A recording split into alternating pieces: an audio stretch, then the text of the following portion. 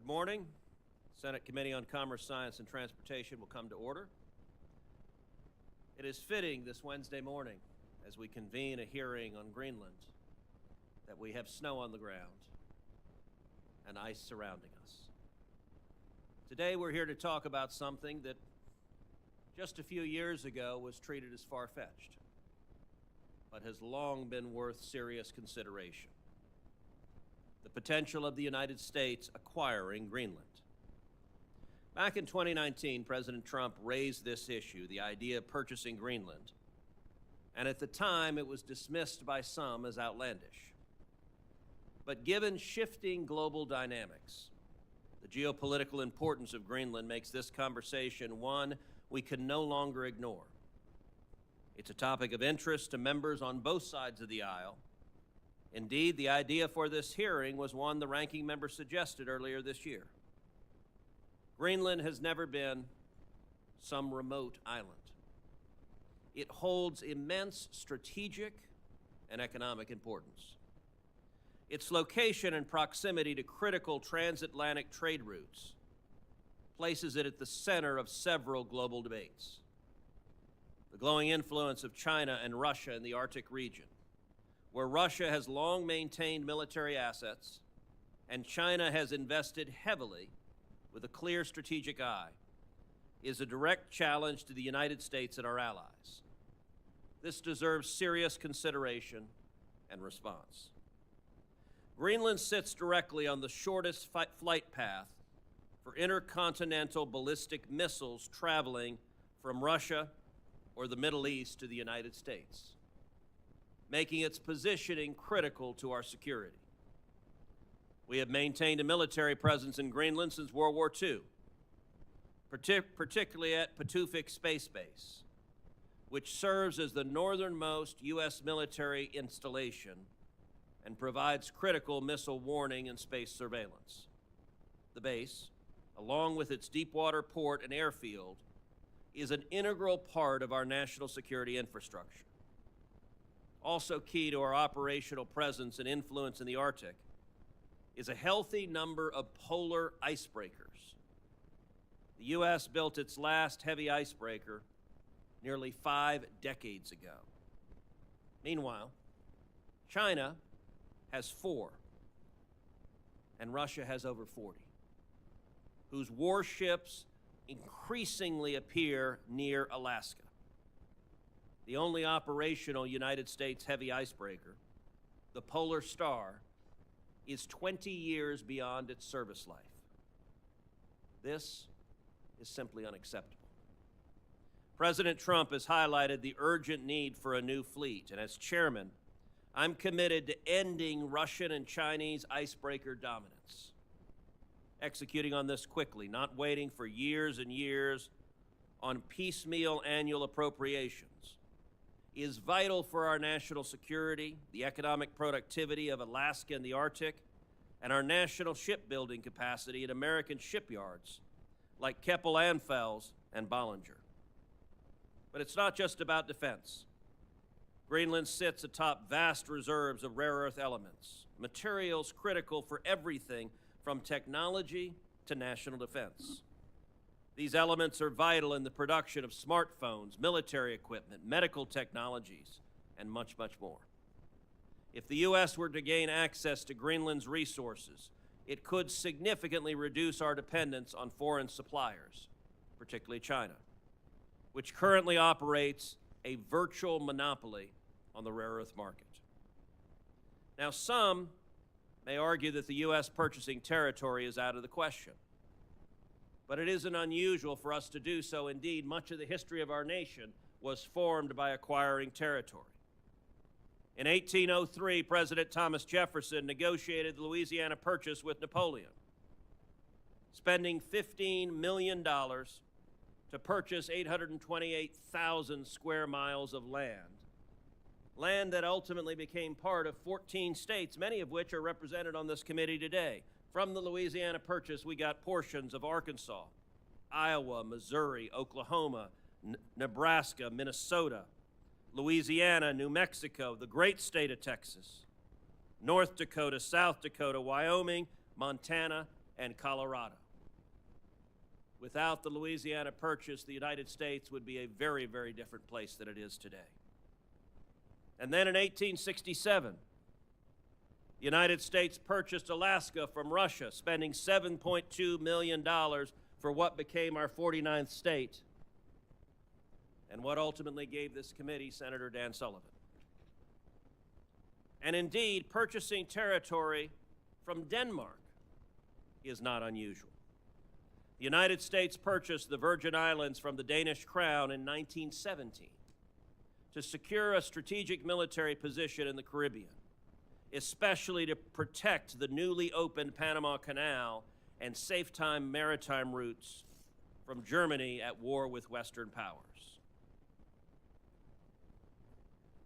The acquisition of Greenland is not about military force. It's about diplomacy and shared interests, the same way we acquired the territories that make us the nation we are. And let us not forget, friends and allies can have tough conversations. The U.S. and Denmark have a strong relationship, and discussions about Greenland's future do not have to be adversarial. If Greenland's future were to include joining the United States, that would almost surely require the approval of the Greenlandic people, likely through a public referendum. This would be a mutual decision, and it is one worth discussing. For Greenlanders, there would be many benefits of becoming an American territory, including American citizenship, including billions of dollars of new American investment in Greenland that would raise the standard of living of the 50,000 Greenlanders there today. I look forward to hearing the testimony from our witnesses about the national security and economic implications of acquiring Greenland and about the opportunities and challenges we face. And with that, I recognize the ranking member for her opening statement. Thank you, Mr. Chairman, and thank you for holding this important hearing on the Arctic and Greenland, Americans' economy, and national security. The United States is an Arctic nation. My colleagues, Senator Sullivan and Senator Murkowski, say that early and often. Senator Murkowski and I took a trip to the Arctic and Greenland in 2019 with several of our colleagues, and she has been a strong voice calling for a more robust American leadership in the high north. My state has long-standing ties to the Arctic. When you talk about 125 years ago in the Klondike Gold Rush and how everything sent to Alaska came through Puget Sound, the 200 vessels homeported in Seattle that are part of a multi-billion-dollar fishing industry in Alaska, there is a good reason that the Magnuson-Stevenson Act that is in place to protect U.S. fishermen is named after two senators who served as chairman of this committee. During the Cold War, America recognized that we had a vital economic and national security interest in the Arctic. Now, as climate change opens up new sea routes at the top of the world, we must do so again. New shipping channels could shorten shipping times between Europe and Asia by 2 weeks or more. Tourism, developing infrastructure could drive new economic opportunities in remote communities, and our Arctic allies could help replace China as the beginning of a new critical mineral supply chain for semiconductors, batteries, defense technologies. However, as the ice melts, we also face growing competition from our international competitors and adversaries. Russia and China are both increasing their military presence in the Arctic. I'm sure we'll hear about that today. Just last year, they conducted a joint military exercise in the Far East and Arctic. The reality is they want to be able to control the sea lanes, block freedom of navigation of our commercial and shipping and our military. They want to be able to tap into and sabotage undersea cables, and they want to move their stealth submarines and launch hypersonic missiles undetected. Russia is also engaging in illegal fishing in Alaskan waters and operating a shadow dark fleet to evade oil sanctions. And following Russia's invasion of Ukraine, it became impossible to reach consensus on the Arctic Council. That is why I believe, Mr. Chairman, in partnership with Canada and Greenland and NATO, the U.S. must renew and recommit to an Arctic strategy that solidifies America's leadership in the Arctic. Instead of starting a new trade war, America must reinvigorate and expand cooperation with our allies, including Canada and other Nordic countries. We should be pushing to expand NATO's mission in the high north. With Finland and Sweden joining the alliance, 7 of the 8 Arctic nations are now NATO members. Our good model is how NATO recently launched its Baltic Sentry operation, where allies work together to monitor and promote early warnings of threats from foreign adversaries and protect shared subsea infrastructure. I've encouraged that in the recent weeks. NATO Secretary General Ruth has called for a more proactive NATO engagement in the region to strengthen our collective defenses. The reality is the Arctic is too vast to police alone. It will take time and investment by both the U.S. and our like-minded allies to meet those threats from Russia and China. Russia has already more than 40 icebreakers. I'm so glad to hear the chairman's commitment to icebreakers. I'm sure Senator Wicker is too, a place where many of these icebreakers are built. While the U.S. Coast Guard only has 2 and the Navy has 0. Thanks to the bipartisan support of this committee, the Coast Guard will soon operate a 3rd icebreaker. But additional investments are desperately needed, the chairman mentioned this, to make even this one additional ship operational. Congress has authorized 6 more icebreakers, but that is still only a fraction of what is required. So I commend President Trump for saying that, quote, we're going to order about 40 Coast Guard icebreakers, end quote. We will need those icebreakers. In fact, I, 20 years ago, brought then Commandant Thad Allen to meet with several of our colleagues who were blocking these icebreakers. The future of the U.S. leadership, commerce, and security in the Arctic will require investments in these Coast Guard and military capabilities. We need shoreside infrastructure, including icebreaker home ports, new MH-60 helicopters, more C-130s, and P-8s in the region, and other Navy and air assets. That's the brawn. But we also need the brains to win the high north. So I hope this committee can work together to explain why massive NSF layoffs and budget cuts, because I believe they are short-sighted. For example, the University of Washington had a $400,000 study on how glacier breakups off the coast of Greenland contributed to coastal flooding, something I think we would all be interested in. This seems particularly short-sighted when we need to understand Greenland better than ever before. In World War II, it served as an essential refueling for military aircraft flying between North America and Europe. Cryolite mined in Greenland was used to make U.S. fighters and bombers, and during the Cold War, Greenland served as a home to the U.S. early warning network against Soviet missiles. Once we had 10 military bases in the world's largest island. Today, only the space base remains. The good news is if we stop talking about buying Greenland and instead work quickly to reestablish U.S. interests, there have been, I think since 1951, many update agreements between Greenland and the United States. The one most recently, 2018, I think during the first Trump administration. These agreements are in place that authorize dual-use investments, new port infrastructure, fiber optic cable, radar, and power plants. Over time, Greenland can be a rich source for critical minerals, but there are still high barriers to that development, something I'm sure we'll hear about at today's hearing. But we can also support the expansion of tourism and infrastructure with airports, roads, and hotels. And I'm sure, as our witness from the Wilson Center, Dr. Pincus, will point out today, Greenland has a tremendous untapped hydropower potential. Someday, Greenland could become home to data centers to give us the edge in the race for AI, and I plan to introduce legislation that would authorize the Department of Energy to provide feasibility studies on the development of Greenland's hydropower potential. I also believe that we should direct the Ex-Im Bank and other agencies to provide support for more U.S. infrastructure investments in Arctic nations like Greenland. And as I said at the last hearing, the United States needs to do more to improve our strategic investments to counter our adversaries. I believe cooperation is the best interest of the United States, and the Arctic is too vast to just police alone. Hopefully, these coalitions and collective defenses can help expedite the U.S. interest there. and support the scientific research and national security. So I look forward to hearing from our witnesses and continuing to make sure that America, maybe this Greenland incident, Mr. Chairman, will elevate this discussion that Senator Murkowski, Senator Sullivan, myself have been trying to get so many people to realize we are an Arctic nation, we have interests there, and we need to continue to move forward. Thank you, Mr. Chairman. Thank you, Senator Cantwell. We now have 4 expert witnesses before this committee. First witness is Alexander Gray, Senior Fellow in National Security Affairs at the American Foreign Policy Council.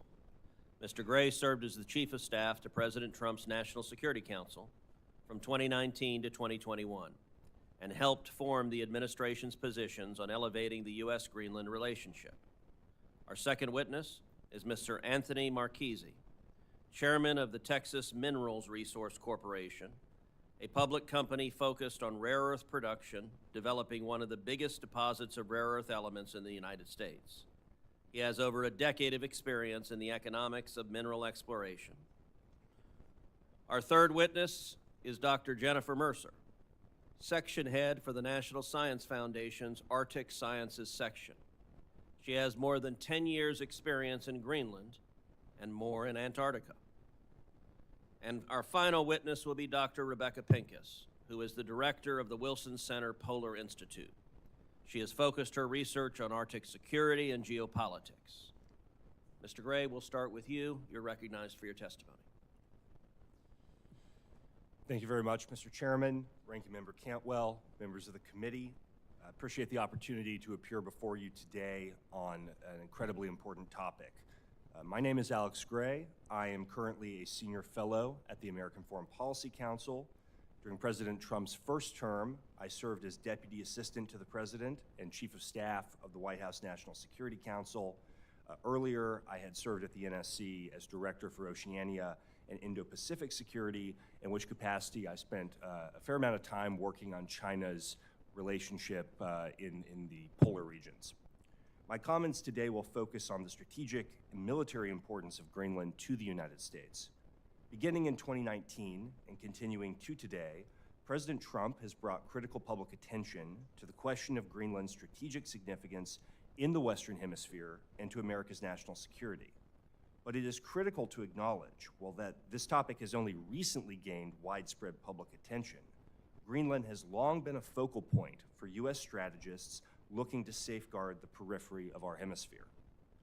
Before reviewing the history of U.S. interest in Greenland security and the threats that adversary influence or control of Greenland can pose to the United States, I want to make a general point about the ongoing dialogue concerning potential U.S. acquisition of Greenland. First, I do strongly support President Trump's stated effort to bring Greenland closer to the United States. As I'll mention in this testimony, the administration has several excellent options to do just that. Second, and I think this is an important point that has been overlooked, the current debate has unfortunately become centered on the Kingdom of Denmark, rather than on the people of Greenland themselves. Denmark is a key ally of the United States, both bilaterally and through NATO. Danish servicemen have fought and died alongside their American friends for decades in World War II, Korea, Iraq, and Afghanistan. This debate, though, must move beyond U.S.-Danish relations, because that is simply ancillary to the larger choice facing the United States. Washington and Copenhagen are going to continue to be close friends, regardless of the ultimate status of Greenland. Put simply, and as embodied in Greenland's own foreign security and defense policy strategy that was put out last year, the ultimate goal of NUC is to obtain independence from Denmark. When this will happen is subject to debate, including in Greenland and Denmark itself, but for U.S. purposes, it is vital that leaders in Washington take seriously what the Greenlanders themselves are telling us and what the last several decades of increasing Greenlandic self-governance and autonomy demonstrate. Members of the committee, the question facing American policymakers comes down to the following in my view. When Greenland inevitably obtains independence from Denmark, as their leaders again tell us that they will, who is going to greet them on the other side? Will it be Russia and China, with their history of predatory behavior in small developing states and their unwillingness to respect such state sovereignty? Or will it be the United States, with our commitment to sovereignty, the rule of law, respect for the environment, and for the rights and heritage of indigenous people? Now is the time to begin laying the groundwork for what arrangements can be put into place once Greenlandic independence is imminent. History tells us how critical this is, and I preview in my testimony going back to the 1860s, just how much the United States has focused on Greenland as a potential strategic threat if it is occupied or controlled by an adversary power. I would just highlight a couple things for these purposes. The US actually occupied Greenland during World War II because it was so essential that we keep the Nazis from occupying it and being able to base U-boats from there, or potentially to launch bombers against the east coast of the United States from Greenland. The United States has attempted to purchase Greenland at least 4 times, depending on how you count, starting in 1867 and as recently as 1955. Administrations of both parties, Harry Truman, Franklin Roosevelt, Dwight Eisenhower, all seriously considered bringing Greenland closer to the United States because the strategic logic is so clear. The island has 27,000 miles of coastline. At its shortest point, it's about 1,100 miles of flying time to the United States. Over the past several decades, foreign vessels have repeatedly arrived in Greenlandic waters without proper authorization or in violation of NATO protocols. In one instance, a Russian submarine actually showed up in Greenlandic waters and was discovered by accident. Unfortunately, our friends in Copenhagen have not devoted the defense resources necessary to ensure that Greenland and the coastline and the airspace is protected the way that it should be. As during the Cold War, the Greenland-Iceland-UK gap remains an area of considerable strategic concern for the United States as an area for submarine passage going to the east coast of the United States. And finally, the United States has significant interest in the space base at Bitufik, which obviously remains one of only 2 U.S. Arctic facilities one of only 2 U.S. Military bases in the Arctic at that altitude that would serve strategic space interests, and there is no redundancy if we were to lose one of them. China and Russia have demonstrated their interest in finding weak spots in the Arctic in recent years, dramatically increasing their capabilities. China has preposterously called itself a near-Arctic power. It has launched a Polar Silk Road initiative with the intention to do in the Arctic what it has long done in Africa, Southeast Asia, and the Pacific, undermine sovereignty of developing states at the expense of regional and global security. Finally, I would just mention a couple things on how the United States could best bring Greenland closer to the United States. We have a couple options. One, we could make Greenland a territory, an insular area. We have 14 insular areas in the United States: Guam, American Samoa, U.S. Virgin Islands, to name a few.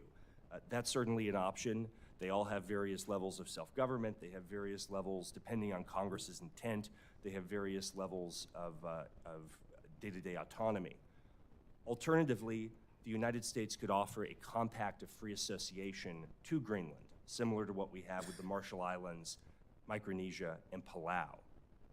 This is, in my view, an excellent option, whereby sovereignty by Greenland would be maintained.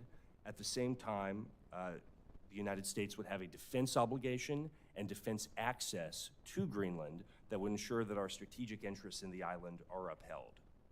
This would grant us also the right to deny military access to an adversary power who sought to use Greenland for its own purposes. While both these options present opportunities and challenges, the point I want to make is this, Mr. Chairman, Ranking Member: the United States is running out of time to develop a coherent strategic response to an independent Greenland. The security stakes are too high to allow Greenland to obtain independence without a plan in place for the U.S. to ensure our core strategic interests are assured. As stated above, excellent options do exist and can be implemented given appropriate attention, focus, and will from the administration and Congress. Thank you, Mr. Gray. Mr. Marchese. Chairman Cruz, Ranking Member Cantwell, and honorable members of the committee. Thank you for the opportunity to appear before you today to address Greenland's mineral riches and more specifically, excuse me, the potential development of a critical minerals industry. I'm Anthony Marchese, and for 12 years have been chairman of Texas Mineral Resources, a public traded company that, along with a partner, is developing the Round Top project, a world-class critical minerals deposit just outside El Paso in Senator Cruz's home state of Texas.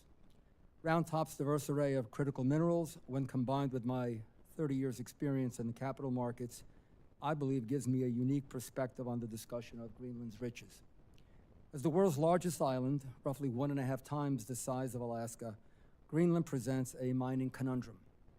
On one hand, it is a treasure chest of not only critical minerals, but base metals, precious metals, and industrial minerals. A map prepared by the government of Greenland illustrates the obvious. Greenland's entire coastline holds what is indisputably one of the world's greatest collection of minerals in one jurisdiction. Throw a dart at any portion of the coastline, and you will undoubtedly hit a potential world-class target.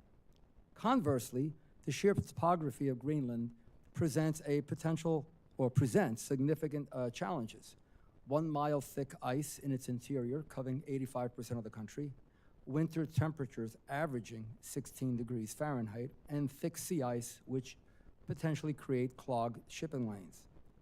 While geological maps of Greenland present a vast array of critical mineral deposits along its coast, the presence of such deposits is only a starting point for exploration. Critical minerals vary in value significantly. Rare earth minerals such as cerium and lanthanum, although considered critical by the U.S. Geological Survey because they're part of the rare earth minerals basket, are not as valuable as neodymium and praseodymium, which are essential for magnets and batteries.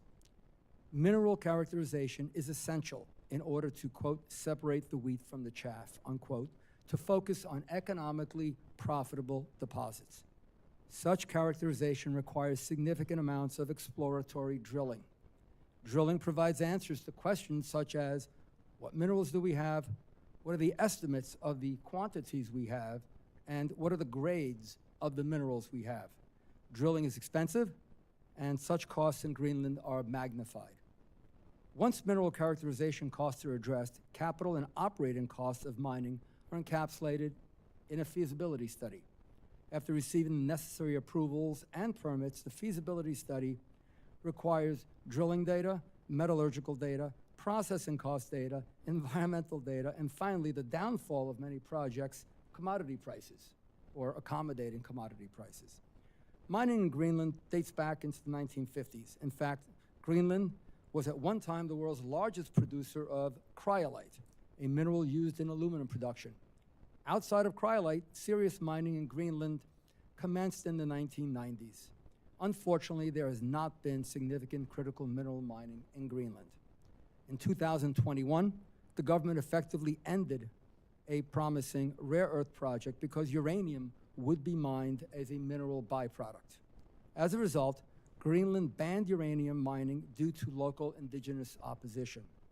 Interestingly, a study sponsored by McGill University in Canada several years ago found that over 85% of the population surveyed favored mining, with the exception of radioactive materials. Without characterization, we do not know if future mineral deposits are accompanied by uranium, thereby potentially limiting development unless there are policy changes. An acquisition by Greenland by the United States could take many forms. I believe Alex just mentioned those. There needs to be a determination as to which regulatory authorities, if any, would govern mining projects.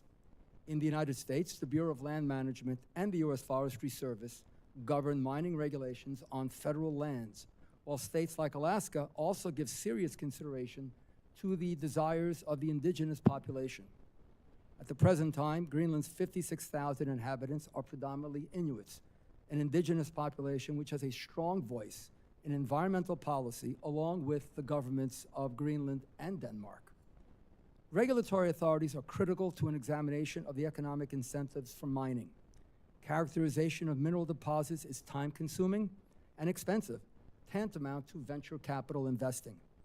The USGS could provide government funding for such characterization to lessen the exploration risk for private industry.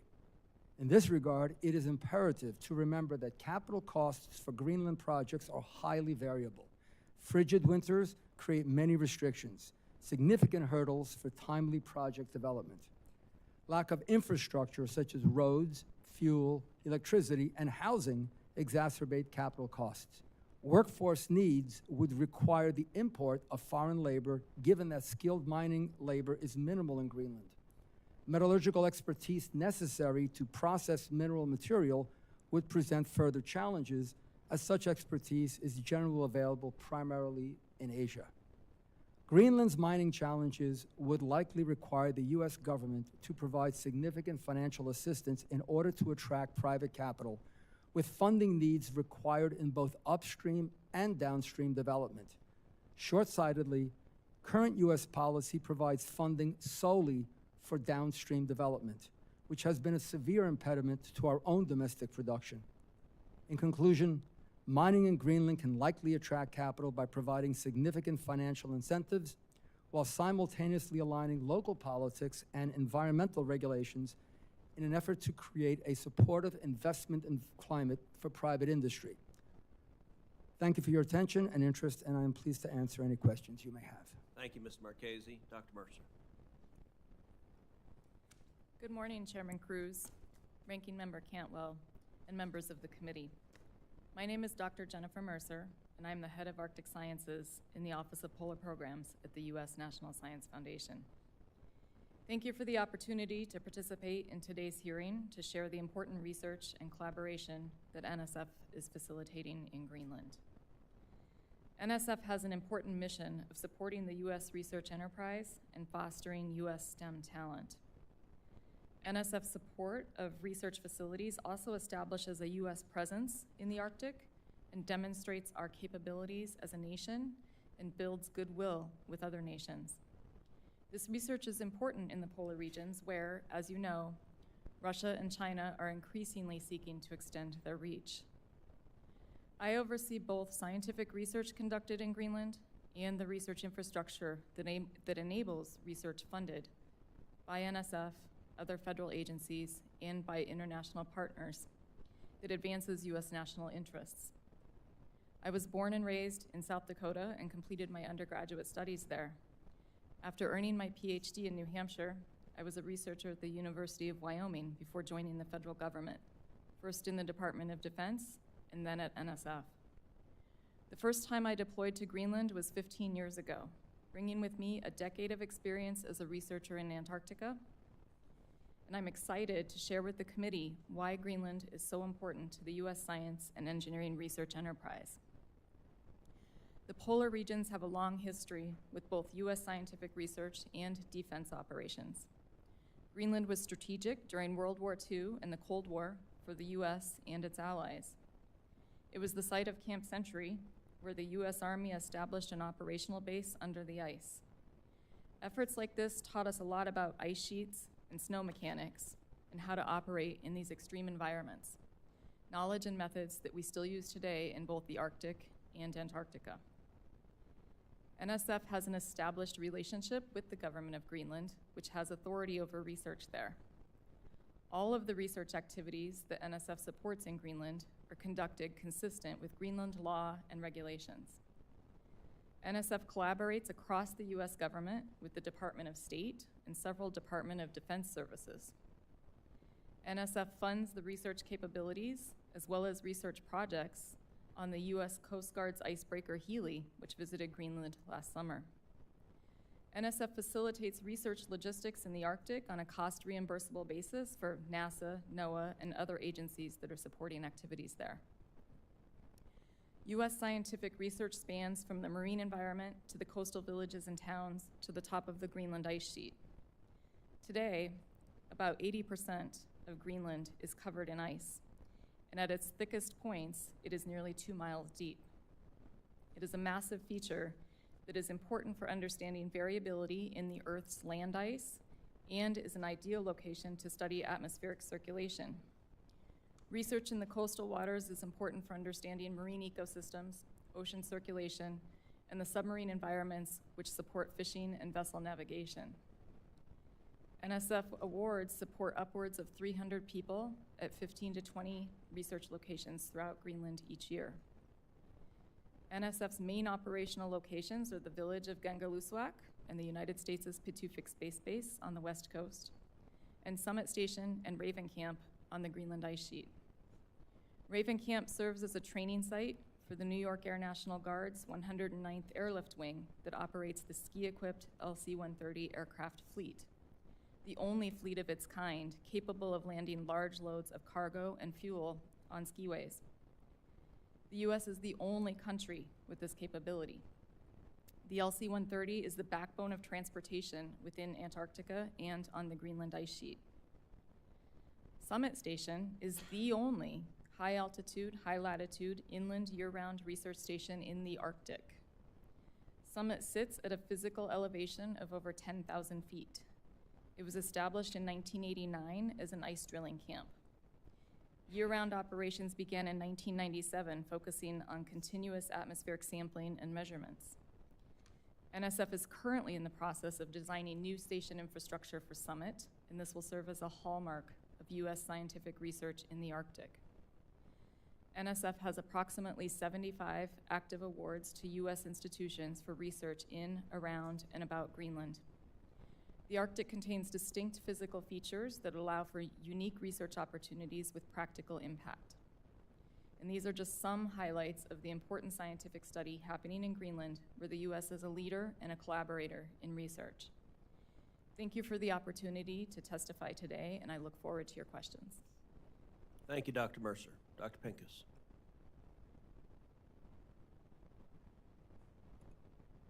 Committee, thank you for convening this hearing on the Arctic and Greenland. I'm honored to appear before you today as the director of the Wilson Center's Polar Institute. In keeping with the nonpartisan, policy-focused work of the Wilson Center, I offer the following comments on U.S. strategic interests in the Arctic and Greenland significance. My bottom line up front is that the Arctic region, which has important and enduring strategic significance to the United States, has taken on an added measure of global importance due to its natural resources, emerging shipping lanes, and relevance to space issues. Greenland's importance is best understood in this broader Arctic context. The Arctic holds significant natural resources, including minerals, hydrocarbons, and fish. Emerging shipping lanes across the Arctic, including the Northern Sea Route across Russia's coast and the Northwest Passage, are drawing increasing interest as ice coverage declines. The Arctic is also important to the space domain, since polar and near-polar orbits provide unique and valuable satellite views.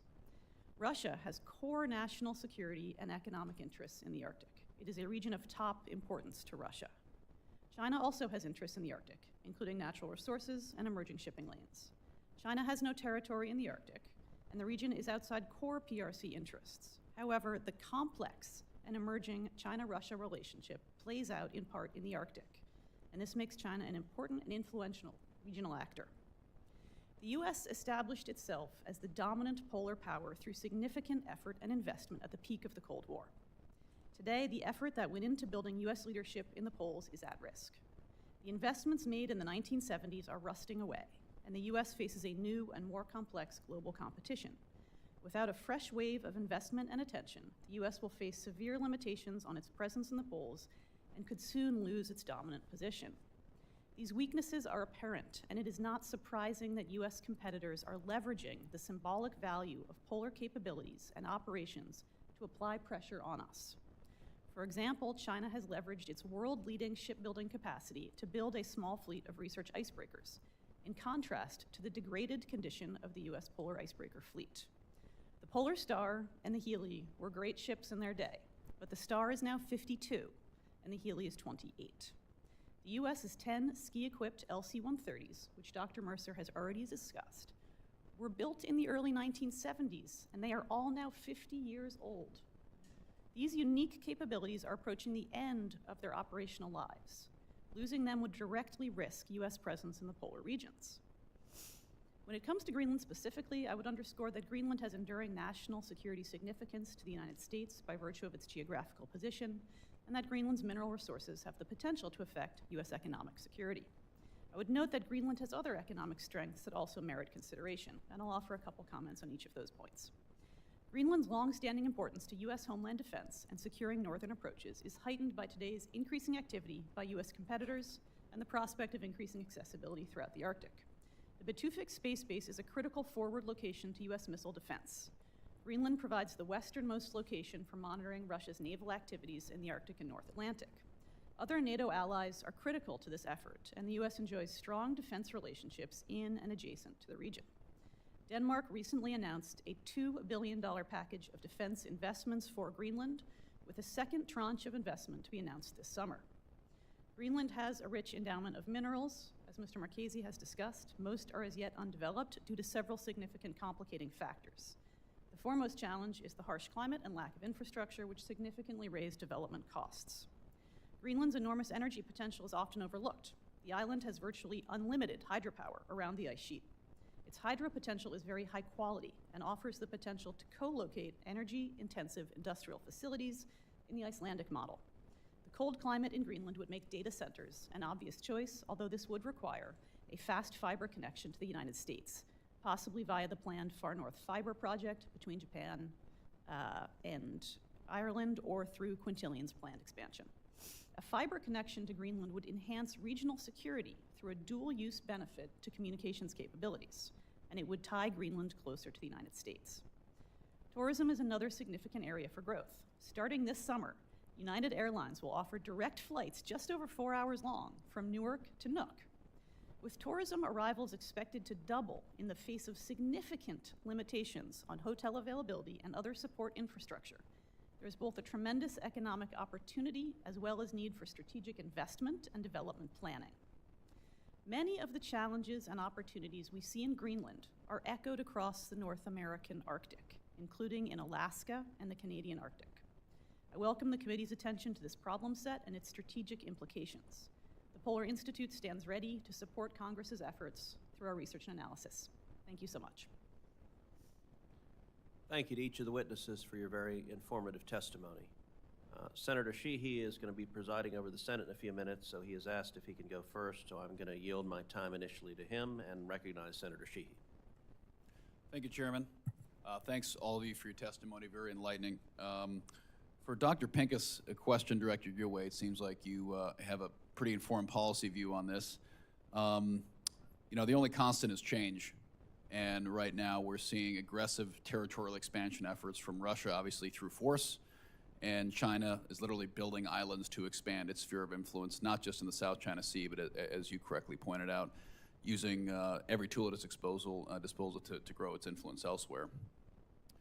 I think the discussion we're having here is a common sense discussion about how we can maneuver ourselves to ensure that an extremely important piece of real estate, which at the end of the day is what we're discussing, whether it's data centers, whether it's critical minerals, whether it's shipping lanes, does not fall into the wrong hands. And from your policy perspective, what is the best approach? And I think then I'll move to Mr. Gray as a secondary. What do you think is the best outcome? What's the best approach to achieve what we think the best outcome can be so that we do not allow Greenland to become a territory of our adversaries in the very near future? Thank you so much for that question, sir. I would say that from a policy analysis perspective, which is my background, the U.S. has a range of policy options in Greenland. The choice among them entails a consideration of priority, risk, and cost. And the President and Congress will make those determinations and set policy.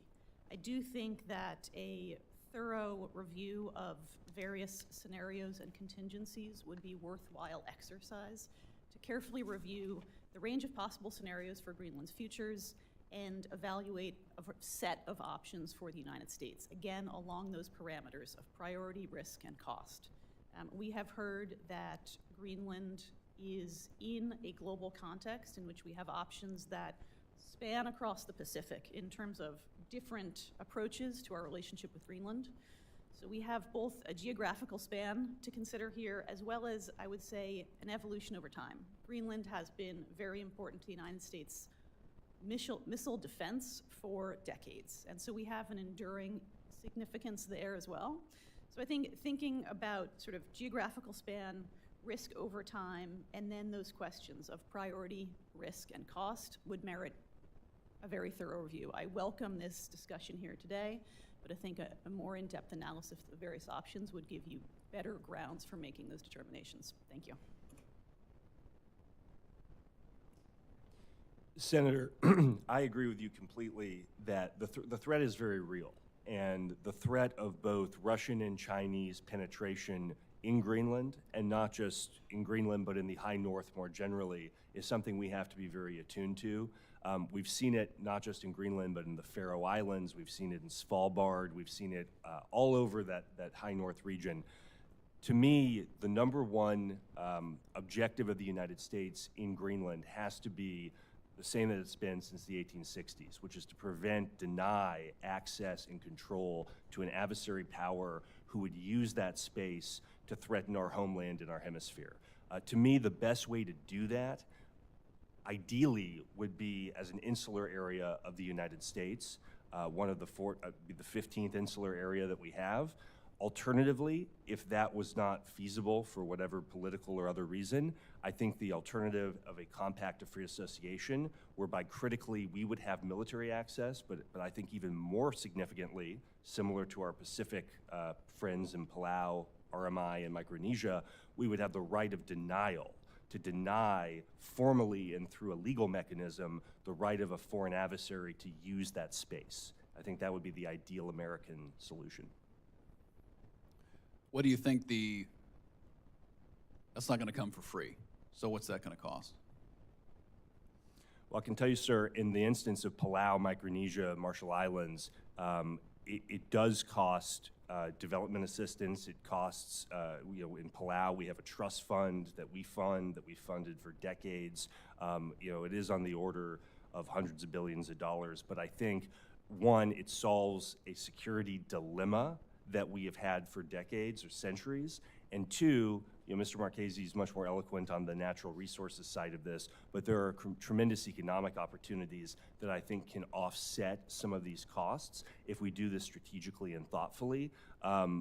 So I think I think there are ways to offset the cost, in short, Senator. Great. Thank you. Thank you. Ranking Member Cantwell. Thank you, Mr. Chairman, and again, thanks for holding the hearing. And Dr. Pincus, so Greenland is a NATO ally, correct? We have military relationships now that allows us to be there, and we have all these other relationships that we could take advantage of, both on minerals. It's, to me, there's just a cheering section in Congress that wants us to understand the Arctic, and we've been yelling about it, I guess, or cheerleading for icebreakers for a long time, because it starts way over on our side of the country. Before you get to Greenland, we are seeing the intimidation, the activities of Russia and China as it relate to our fish, intimidation in our waters. And so for us, it doesn't start and end at Greenland. It is this issue you and others articulated of a melting ice that gives a Northwest Passage, that gives a whole new trend of interest. So, but when you think about what you mentioned, everything from, space to natural resources, what do you think is the most important thing we could do now to bolster that alliance? Is it a more broadened NATO agreement? Because with this Baltic Sentry operation where we're trying to stop what Russia is doing, is it some other capability right now on this communication issue? And then, while I'm not against the mineral agreement or enhanced mineral agreement, it seems to me that the hydro relationship, given what Mr. Marquez said about the ice being this challenge, here ice is our friend, and ice is creating a ton of hydro.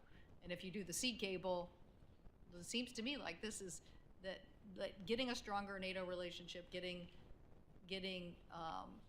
our expansive view of how this fits into the larger Arctic picture, and taking advantage of the easy layups would be things that we should do. Thank you for that question, Senator. Again, I'll go back to my earlier point that the U.S. has a range of policy options. And the first step is to define the problems that we are focused on really carefully. It's hard to talk about answers if we're not all in agreement on what the problem is. But I think I call that the correct environmental assessment. But in terms of policy options, I think the acquisition of Greenland is a really interesting option that deserves very careful scrutiny and weighing. I do think that it is a challenging option. I think there are some practical hurdles that would have to be overcome, and we can have a discussion about what those would be.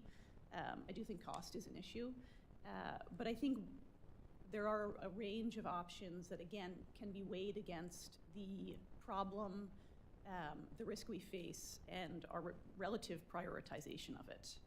And so if we put territorial expansion sort of at one end of the spectrum here, and then we can think about what might be smaller scale policy options that I think the NATO alliance is becoming more active in the Arctic region without that agreement. And NATO is a large alliance that moves fairly slowly. So it has taken some significant steps to be more active in the Arctic in the last few years, and that process has been balanced against the ongoing demands of the war in Ukraine. Well, you could say we were slow on icebreakers too. So this is this awareness issue of we're trying to get the whole country to understand this challenge. I will say that the U.S. and Denmark have a bilateral defense agreement for the defense of Greenland from 1951 that did not include Greenland. That agreement was expanded in 2004, the Igaluku Agreement, to better include Greenland's voice. But 2004 is 20 years ago, and Greenland has taken many steps towards independence since then. So a new, perhaps trilateral defense agreement that is responsive to U.S. security concerns, as well as the new political powers that have devolved to the Greenlandic government, I think is something that in the short term certainly could also deserve some attention. Thank you. Thank you, Mr. Chairman. Thank you, Senator Cantwell. Mr. Gray,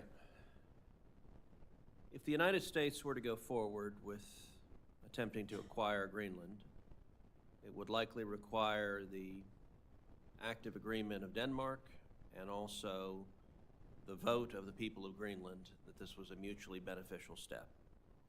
Let's focus initially on the first part.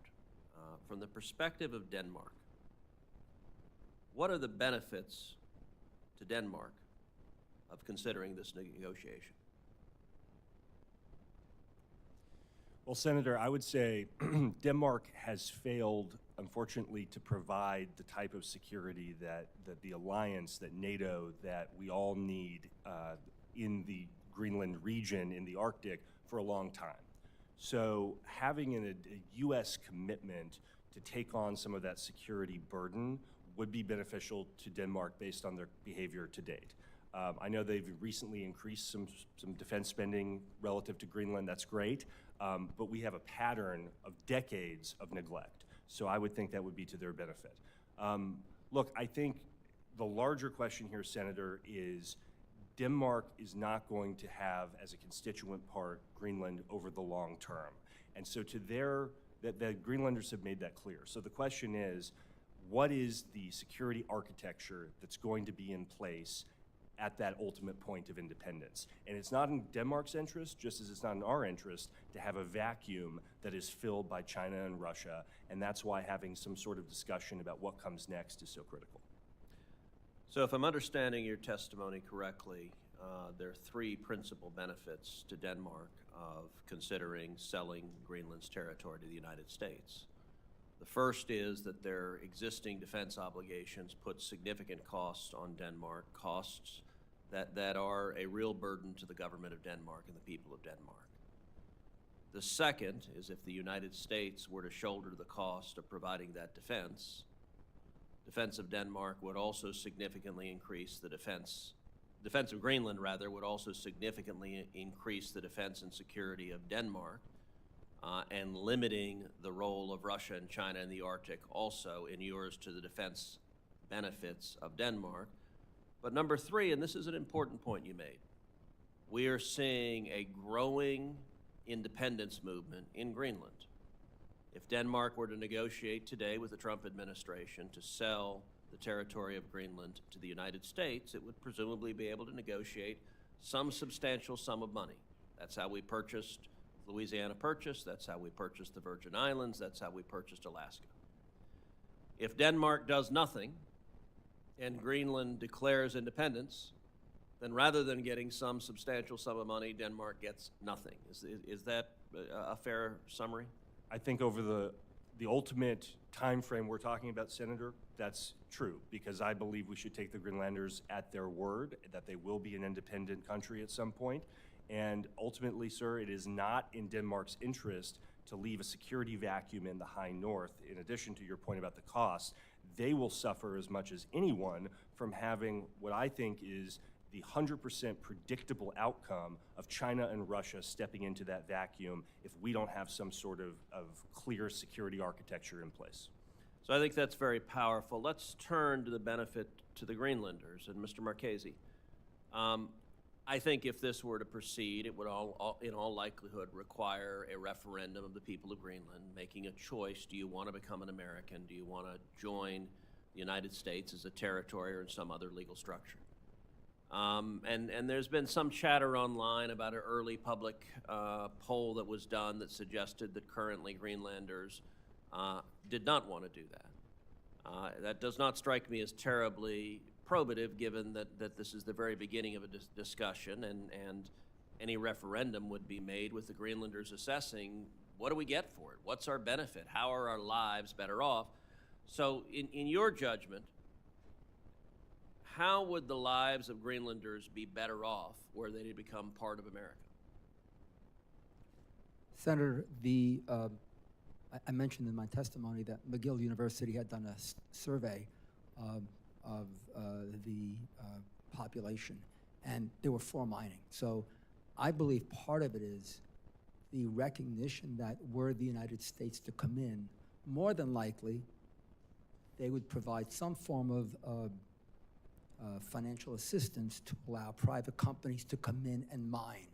And the vast majority, I think they said about 85% of the Inuits wanted mining, with the exception of uranium. That's a separate topic. The point is, I believe once the Greenlanders recognize that the United States would come in and provide a lot of assistance, that mining jobs would be there, and that's very important for the population. There just isn't that much mining right now, and I think that if there were the prospect of financial assistance to jumpstart the mining industry, I think you would see more Greenlanders interested in becoming part of the United States. Well, we see significant discussion. I sat down this past week with the ambassador from Denmark and with the ambassador representative from Greenland, and one of the things we discussed is the very significant benefits that come with American citizenship. And I think, for example, of Puerto Rico, where the people of Puerto Rico enjoy a considerable upside from their current status as an American territory.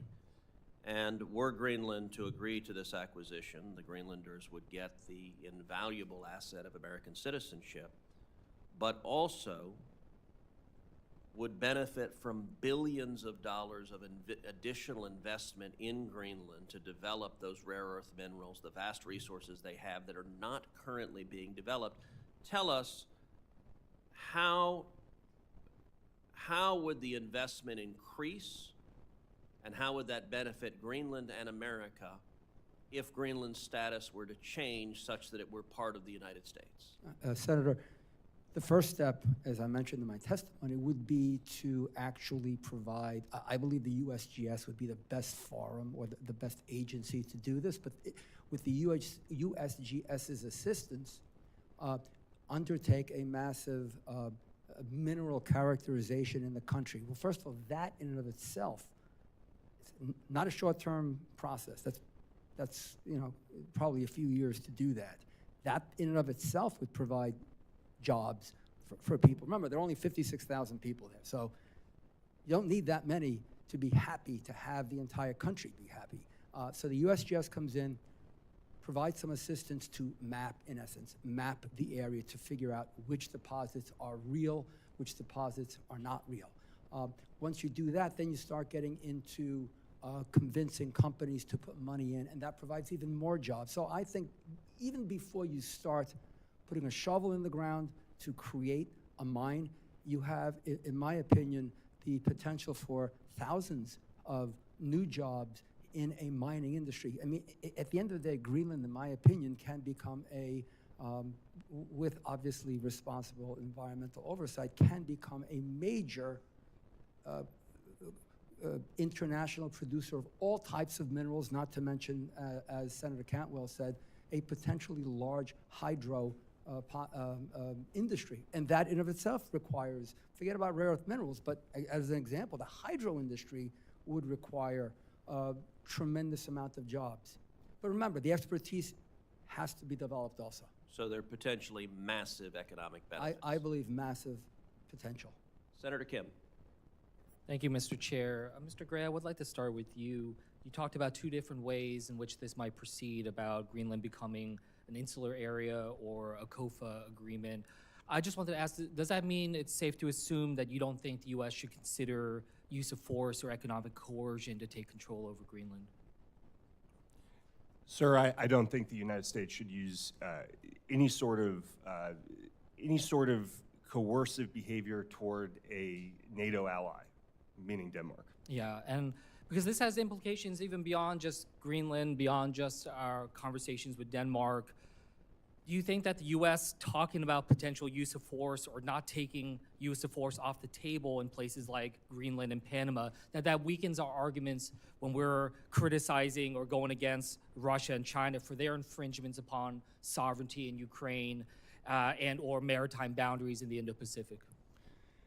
Sir, I think what's critical is that the United States, the comments I think you're referring to had to do, in my view, with making sure that nothing was off the table in terms of if an adversary were to gain access to key parts of the Western Hemisphere. And I don't think we can take anything off the table to prevent an adversary from gaining control of key choke points. I think obviously in terms of allies and partners, we would never want to use military force or coercive means. When it comes to this decision that you're saying that we benefit from having a COFA, when we would benefit from having insular partnerships here on this front with insular areas, I guess I wanted to just understand, why does it have to be that route? So for instance, you talked about the Faroe Islands. Iceland is also up in that area.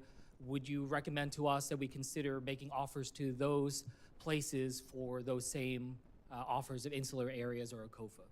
I wouldn't, sir, mainly because they're not part of the Western Hemisphere. And I think this, if you look at the history of our relationship with Greenland, the history of our strategic concerns with Greenland, it's unique.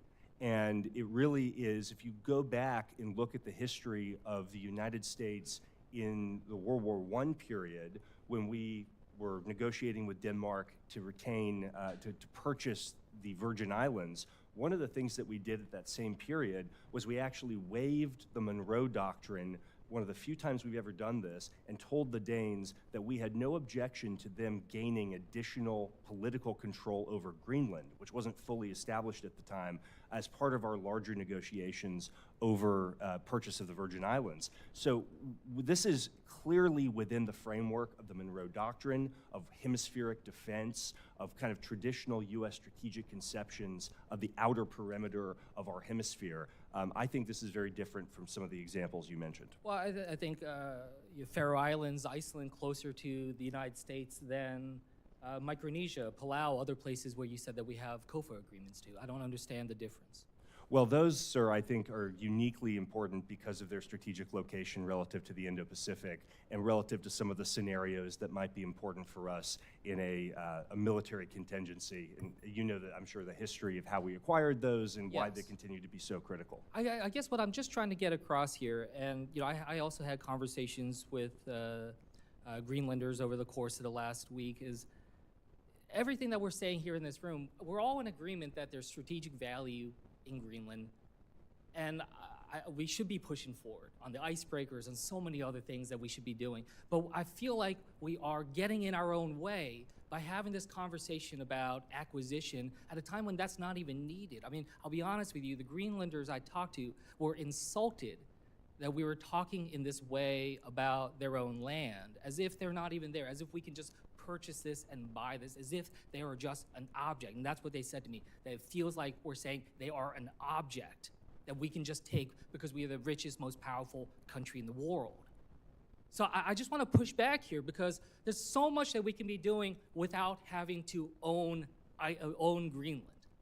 So much more scientific partnerships, so much more that we can offer when it comes to minerals and mining.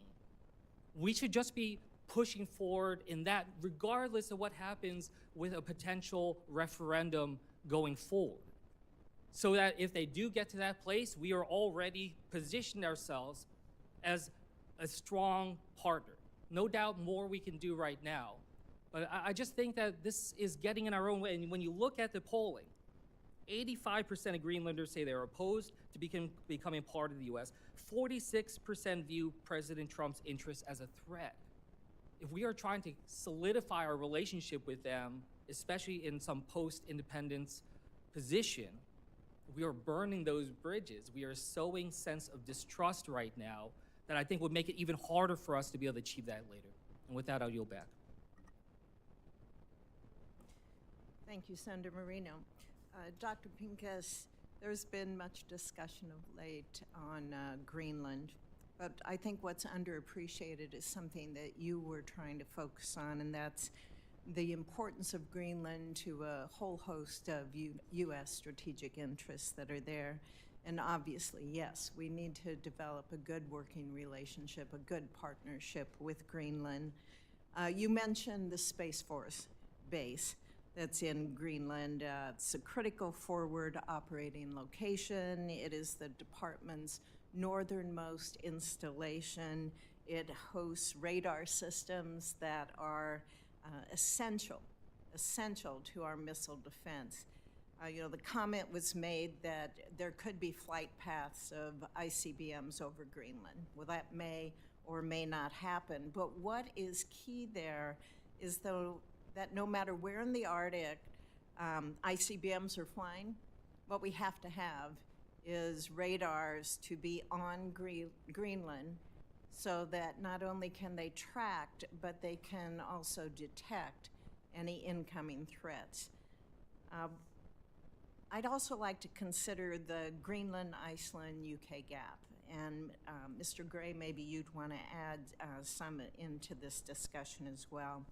As we look at the increased Russian submarine activity there in recent years, and you couple that with the growing Chinese and Russia presence in the Arctic, I think it's hard to understate that gap's importance. So both of you, do you assess that increased U.S. presence in the GI-UK gap would be beneficial?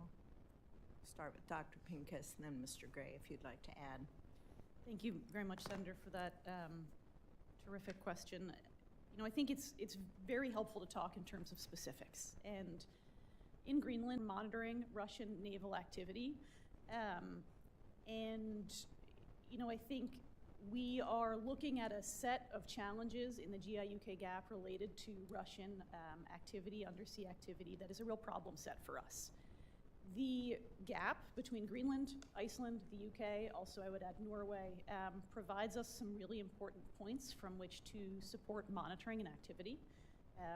It would be best to talk to the Department of Defense in a classified setting about what specific capabilities and access they may need, but I will say that the 1951 Defense Agreement gives us very wide access to Greenland. We have never had a problem asking for access and permissions and not getting it. And both Greenland and Denmark have made it clear that they stand ready to have that conversation again. I think the Danish defense investments that have been announced include domain awareness capabilities and presence that will help us. There's certainly more that can be done, but I think being very specific about what the problem is helpful in terms of thinking about our appropriate response, and also recognizing that in an event of a contingency, fixed installations, whether it's a radar asset or an airfield, they would be taken out with long-range missile strikes. So, I would say that Russia doesn't have the capability to seize and hold Greenland, and nor would there be a strong military argument for it to do so, given that its most likely response in the event of a contingency would be to strike those assets and then keep moving on. Which would also make it extremely important that DoD maintains that spectrum use to be able to identify what's coming in, not just for the homeland, but also for Greenland. Absolutely, and I think having a conversation about air defense and, missile defense options. We do not have interceptors in Greenland. We do not have interceptors in Canada. We have them in Alaska. So I think there is a conversation to be had about that Exactly. specific capability. Thank you. Mr. Gray, before I get called out, please. Thank you, Senator. So many of our concerns strategically about Greenland, going back to the 40s, have been about the GI-UK gap. And it's been a concern across multiple great power competitors. It is a concern today. To me, the question is less, Dr. Pink has made the comment about, militarily it would probably not be taken out. I'm more concerned about a future political arrangement in Greenland that could be influenced or controlled adversely by an adversary power in a way that would prevent us from being able to exercise the type of control or the type of domain awareness over the gap that we have had in recent years. That's why I think these proposals that I've mentioned, the others have put forward for what is the long-term political arrangement in connection with Greenland, it's so important because we have to have the ability to maintain some sort of control and some sort of awareness over that gap. Thank you. Senator Blunt Rochester. Thank you for the recognition, Mr. Chair and Ranking Member Cantwell, and for convening this hearing about our partnership with Greenland. Greenland is positioned near the next vital strategic region for the United States and our adversaries, the Arctic. As we all have discussed here today, Russia and China know well that the Arctic is important to controlling the flow of trade and global security, and they are increasing their economic and military activities in the region. That is why we must simultaneously strengthen our relationship with Denmark and Greenland while addressing the growing international threats to the region. Our alliance with Denmark and Greenland is critically important to our shared economic and national security. I'd like to focus my questions on our critical mineral supply chains. Greenland's strong natural resources offer economic opportunities for Greenland itself, for the United States, Denmark, and our allies. As Greenland's own Minister of Business has noted in a January 16th op-ed, Greenland has 39 of the 50 minerals we have classified as critical to national security. This is why supply chain resiliency is one of my top priorities. Ensuring the innovative industries in the U.S. and in the allied nations have the resources they need is critical for the expansion of good-paying jobs for Greenlanders and for a strong economy. And we really need to make sure that we put a fine point on the fact that we desperately need a national strategy for our supply chains, which is why I'm happy to be working in a bipartisan way with Senators Cantwell and Blackburn. Dr. Pincus, how would you say we can strategically leverage and work with Greenland on their abundant critical materials to enhance the resiliency of domestic industries, our domestic industries? Thank you, ma'am, for that question. Greenland has abundant minerals. They have been discussed extensively by Mr. Marchese. I appreciate those facts. There are significant challenges bringing those minerals to market. And there are, as he's also discussed, there are conditions that increase the price. It's a harsh climate. There's very little infrastructure. And so companies operating in a market context are generally going to look elsewhere. And this is amplified by a global context in which mineral prices are volatile. And a mine is a long-term bet. We're talking a 20, 30, 40, 50-year bet. And under that current set of conditions where you have to spend a lot of money up front to develop a mine in Greenland, and you don't know what the prices are going to be in 20 years when your ores spit out, it's hard to justify that. That would require non-market interventions to overcome, whether it's government funding roads and infrastructure, providing grants or special investment vehicles to provide capital that is not available in the marketplace. That problem set exists in Alaska and also in the Canadian Arctic as well. The North American Arctic has abundant natural resources. They're in the United States' backyard. It's very tempting to construct those short supply chains. But the price challenges remain. And I think if we can find solutions to help overcome some of those challenges, our domestic supply lines would be much stronger. The environmental standards across North America are the highest in the world. The problem is solving for these non-market interventions that are required. And I think that is going to be an ongoing challenge, and we can think creatively about some new technological tools that could be brought to bear, about joint partnerships. Our allies are also interested in breaking China's stranglehold on critical minerals.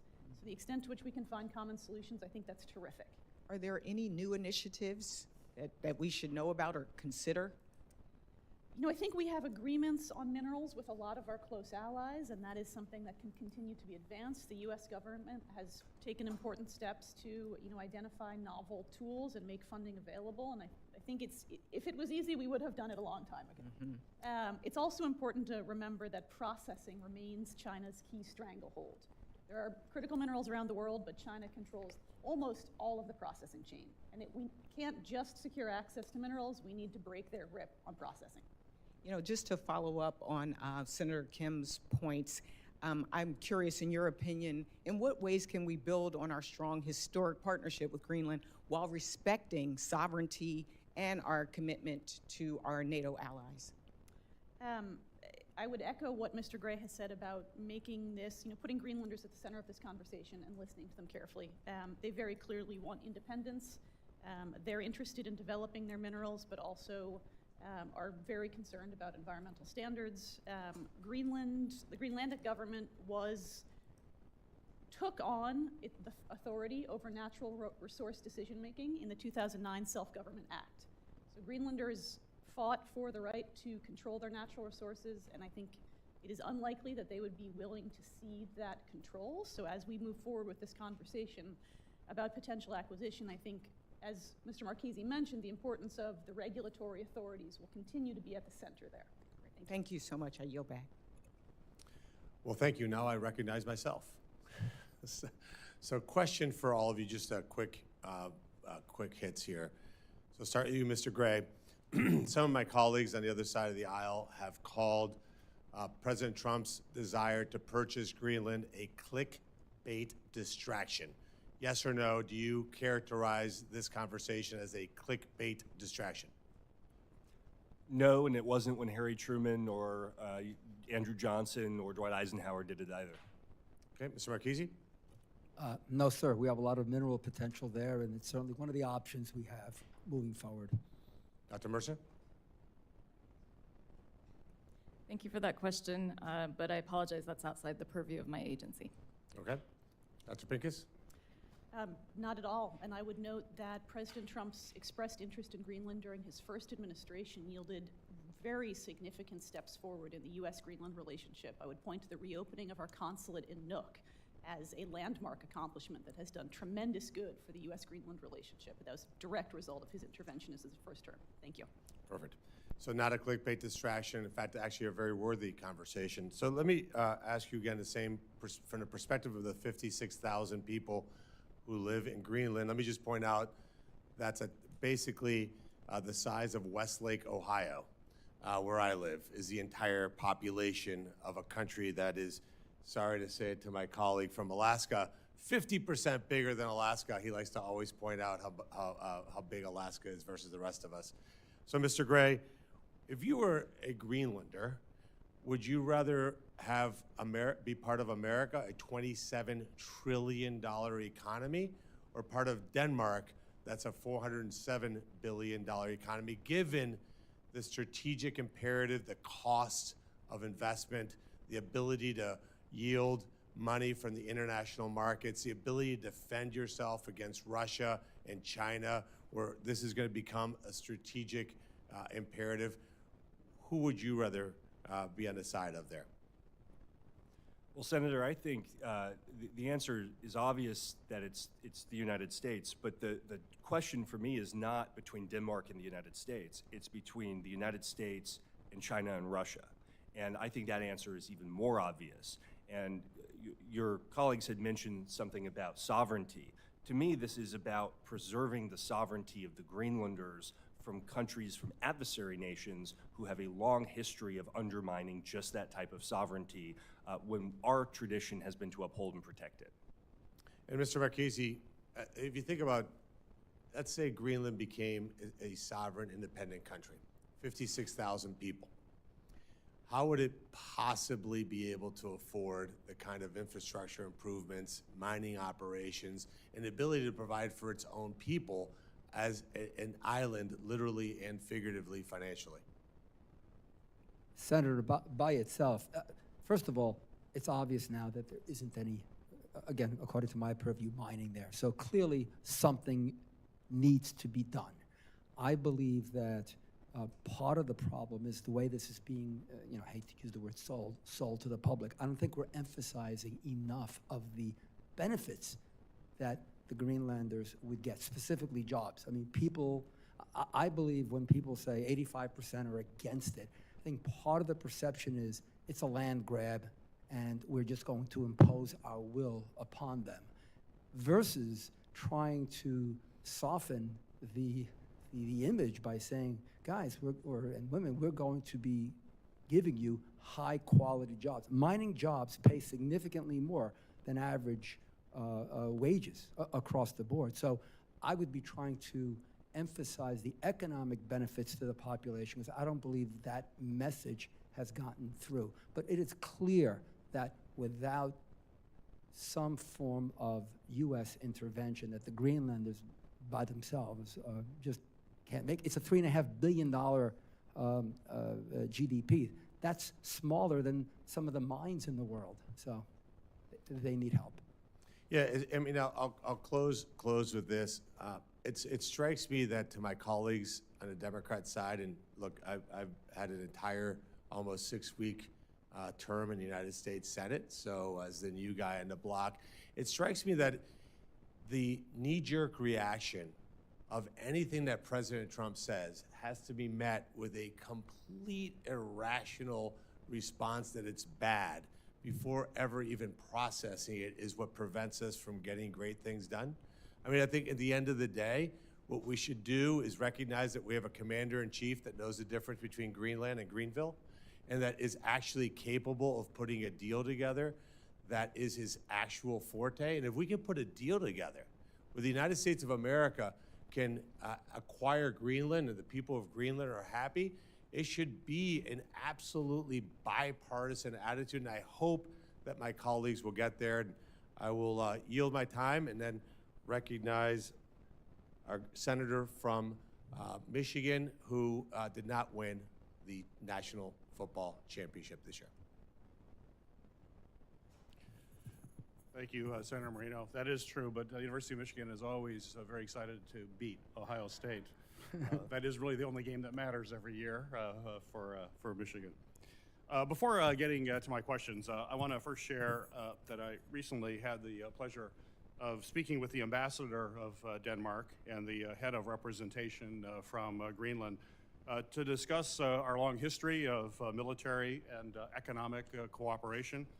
Greenland and Denmark are steadfast in their commitment to prioritizing collaboration with allies like the United States, whether that's through increased coordination related to critical minerals, partnering on scientific research, or navigating the security concerns that are very real in the Arctic. And certainly that's why I find it troubling that while our ally is aggressively and actively seeking increased partnership with the United States, we have President Trump that insists on purchasing land that is, let's be very clear, it's not for sale. It's just simply not for sale.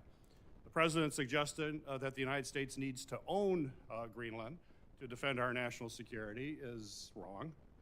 In fact, threatening our NATO allies really in this fashion undermines our shared mission to work together as allies to counter both Russia and Chinese footholds in the Arctic as well as around the world. Our strength as a country is economic, it's military, but it's also our friends and allies, which are incredibly important for national security. Despite his emphasis on the strategic importance of the Arctic, President Trump has already threatened to upend our economy and our relationship with another Arctic ally, with tariffs against Canada.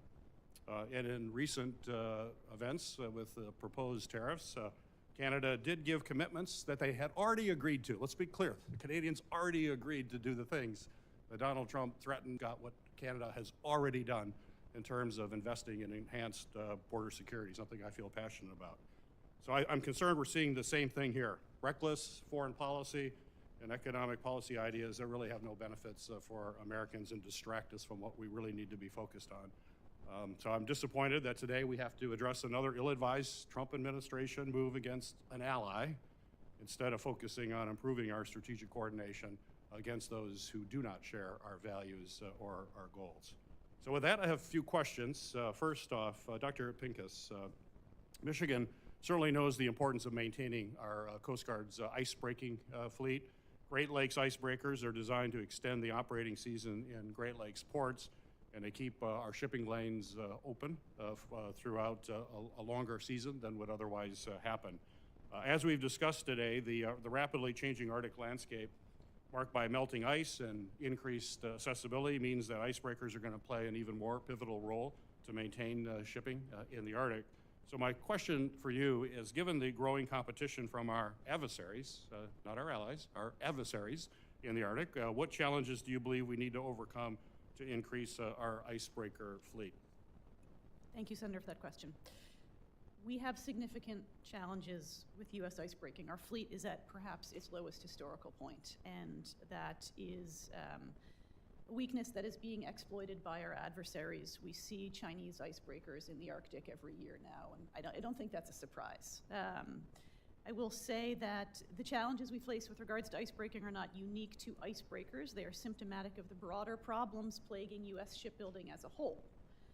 The Wilson Center has undertaken extensive stakeholder consultation on these issues. What we have heard is basically this: government is a bad partner to do business with.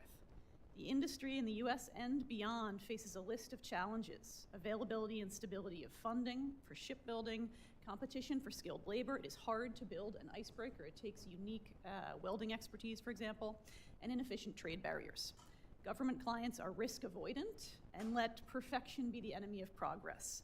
So I think while we have some major comparative advantages over China, particularly in our strong network of alliances, we can leverage those more effectively to improve icebreaker construction. I would flag the ICE Pact, which is a trilateral agreement between the US, Canada, and Finland to cooperate on the production of polar icebreakers and potentially also Great Lakes icebreakers, as having potential to leverage allied expertise. And this may have carry-on effects across shipbuilding more broadly. Great, great.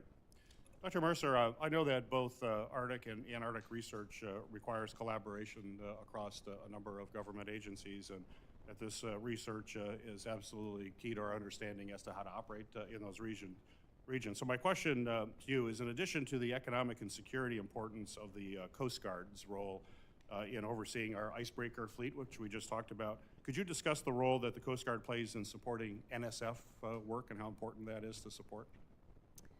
Absolutely. We have a very strong working relationship with the Coast Guard, both in the north and the south. And in the north, NSF actually funds all the science capability on the Healy, as well as the technicians that operate the science capability on the Healy.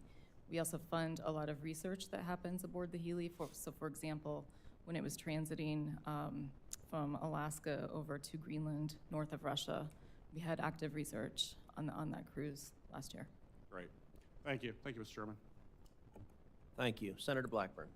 Thank you, Mr. Chairman, and thank you to each of you for being here. Mr. Gray, I want to come to you. Many of us have seen what China has done in Africa, around Djibouti, with the port that is there, and also in Latin America. And we have listened to Xi Jinping and the CCP leadership talk about the Polar Silk Road and putting this as a part of their Belt and Road initiative. So I'd like for you to talk about why it is important that we strengthen this bond with Greenland and pay more attention to this because of the impact of the CCP. Senator, it's a great question. This is a playbook that the Chinese Communist Party run. They do it all over the world. I've seen it personally in the South Pacific. They do it in Latin America. They do it in Southeast Asia, in Sub-Saharan Africa. They start by, you can call it the Belt and Road Initiative, you can call it the Polar Silk Road, whatever terminology they want to use. But what it is predatory lending, primarily usurious interest rates for what we often call white elephant projects, projects that very often serve no economic purpose. And don't last. And then they're stuck with debt diplomacy. Exactly. And once they have the debt diplomacy, ma'am, the Chinese come in and use that as for coercive political control over small developing states that can't push back and don't have the ability to counter the CCP's malign influence. And what I'm so concerned about and why I think this topic is so critical is that something very similar, we're beginning to see bits and pieces of this in the high north, in the Faroe Islands, in Greenland to some extent in recent years. We've seen it in Svalbard, we've seen it in Iceland. This is beginning to happen. The Chinese are signaling their intention to pursue this more actively, and that's why because we know the playbook, we need to be prepared to push back proactively. Dr. Pincus, I want to come to you because I had seen a quote from Biden NSC Council Director Brennan, and he made a comment at a Wilson Center event in 22 that the U.S. has accepted that China has a, and I'm quoting him, vested interest in the Arctic. I completely disagree with that because China, just because they're calling themselves a near Arctic neighbor, does not give them a vested interest. And I want you to talk a little bit about that type attitude with that perspective that China is using this for their security and endangering our national security. Thank you, Senator, for that question. China has expressed its interests in the Arctic with an Arctic policy statement that came out in 2018, and they mention a host of interests that they have in the region. They talk about the emergent shipping lanes, they talk about natural resources, they talk about scientific data, and so those are their articulated interests in the region. And I think it's, in terms of their economic interests, China is a resource importing country. There's a lot of resources in the Arctic region. It is not surprising that they would pursue those resources. Their pursuit of those resources is adverse to the interests of the United States. Okay, Mr. Gray, I want to pivot to you on this because China focuses on dual-use technologies. And of course, we don't know where the China Economic Development Department, MOFCOM, ends, pardon me, and their military begins. And this is what they couch as dual use. And I would like for you to give what you see as specific steps that we can take against the CCP in this regard to stop them from using this as a research and test site. It's an incredibly important question, Senator. I think this is where my concerns about the current trajectory of the political relationship between Denmark and Greenland are so acute. We have to have a plan for this, the reason you outline, and for reasons of even more conventional military purposes. We have to have a plan for what comes next. And if we don't know what the 56,000 people in Nuuk, what their political organization looks like post-Copenhagen, which they say will happen, what you're describing is going to become even more prevalent. And we've seen this happen in places in the South Pacific that are similarly sized. We have to have a plan for what comes next. Thank you. Thank you, Mr. Chair. Thank you, and I'd now like to recognize Mr. Sullivan, who also is going to preside while I run down to the floor and vote. Thank you, Mr. Chairman, and thank you very much for holding this very important hearing. You know, the Arctic issues are something that, as the senator representing the only Arctic state in the country, I care deeply about, so appreciate the chairman focusing on this. You know, I want to first mention, I think the idea of the president looking to purchase Greenland has already been mentioned by a number of the panelists. Other presidents have thought about this. I think it's a wonderful idea if we can pull it off. Truman, Andrew Johnson, others did. But I also think it's important to remember, this is an op-ed I wrote in the Wall Street Journal a couple weeks ago, saying, hey, Greenland's nice, good to go if we can get it, but remember our Arctic state, Alaska. Because everything that people talk about with regard to Greenland, we have in spades already in America. It's called Alaska. Arctic location, strategic and critical minerals, oil and gas, cornerstone of America's missile defense. It's all there. The problem is, as the panelists know, when Democrats get in power, Biden was the latest example, they want to turn Alaska into a national park, not recognizing our state for what it is, which is a strategic crown jewel for America. The father of the U.S. Air Force, General Billy Mitchell, in testimony before Congress in the mid-1930s, called Alaska the most strategic place on the planet. And it is. So that's what we're focused on. Don't forget Alaska. Fortunately, unlike President Biden, President Trump has already made it very clear that he's not going to forget Alaska. On day one, the president signed an executive order called Unleashing Alaska's Extraordinary Resource Potential. And I want to thank President Trump and his team for doing that. It goes into everything that this hearing has talked about. Strategic minerals, oil and gas, natural gas, getting the military involved. We just introduced my legislation called the Iron Dome Act, which is all about missile defense. Alaska is the cornerstone of our country's missile defense, and we can build that out even better. So appreciate what President Trump is already doing on Alaska. But it's not as if our adversaries don't recognize the strategic importance of Alaska or the Arctic. Next slide. This is what doesn't make a lot of news in the lower 48.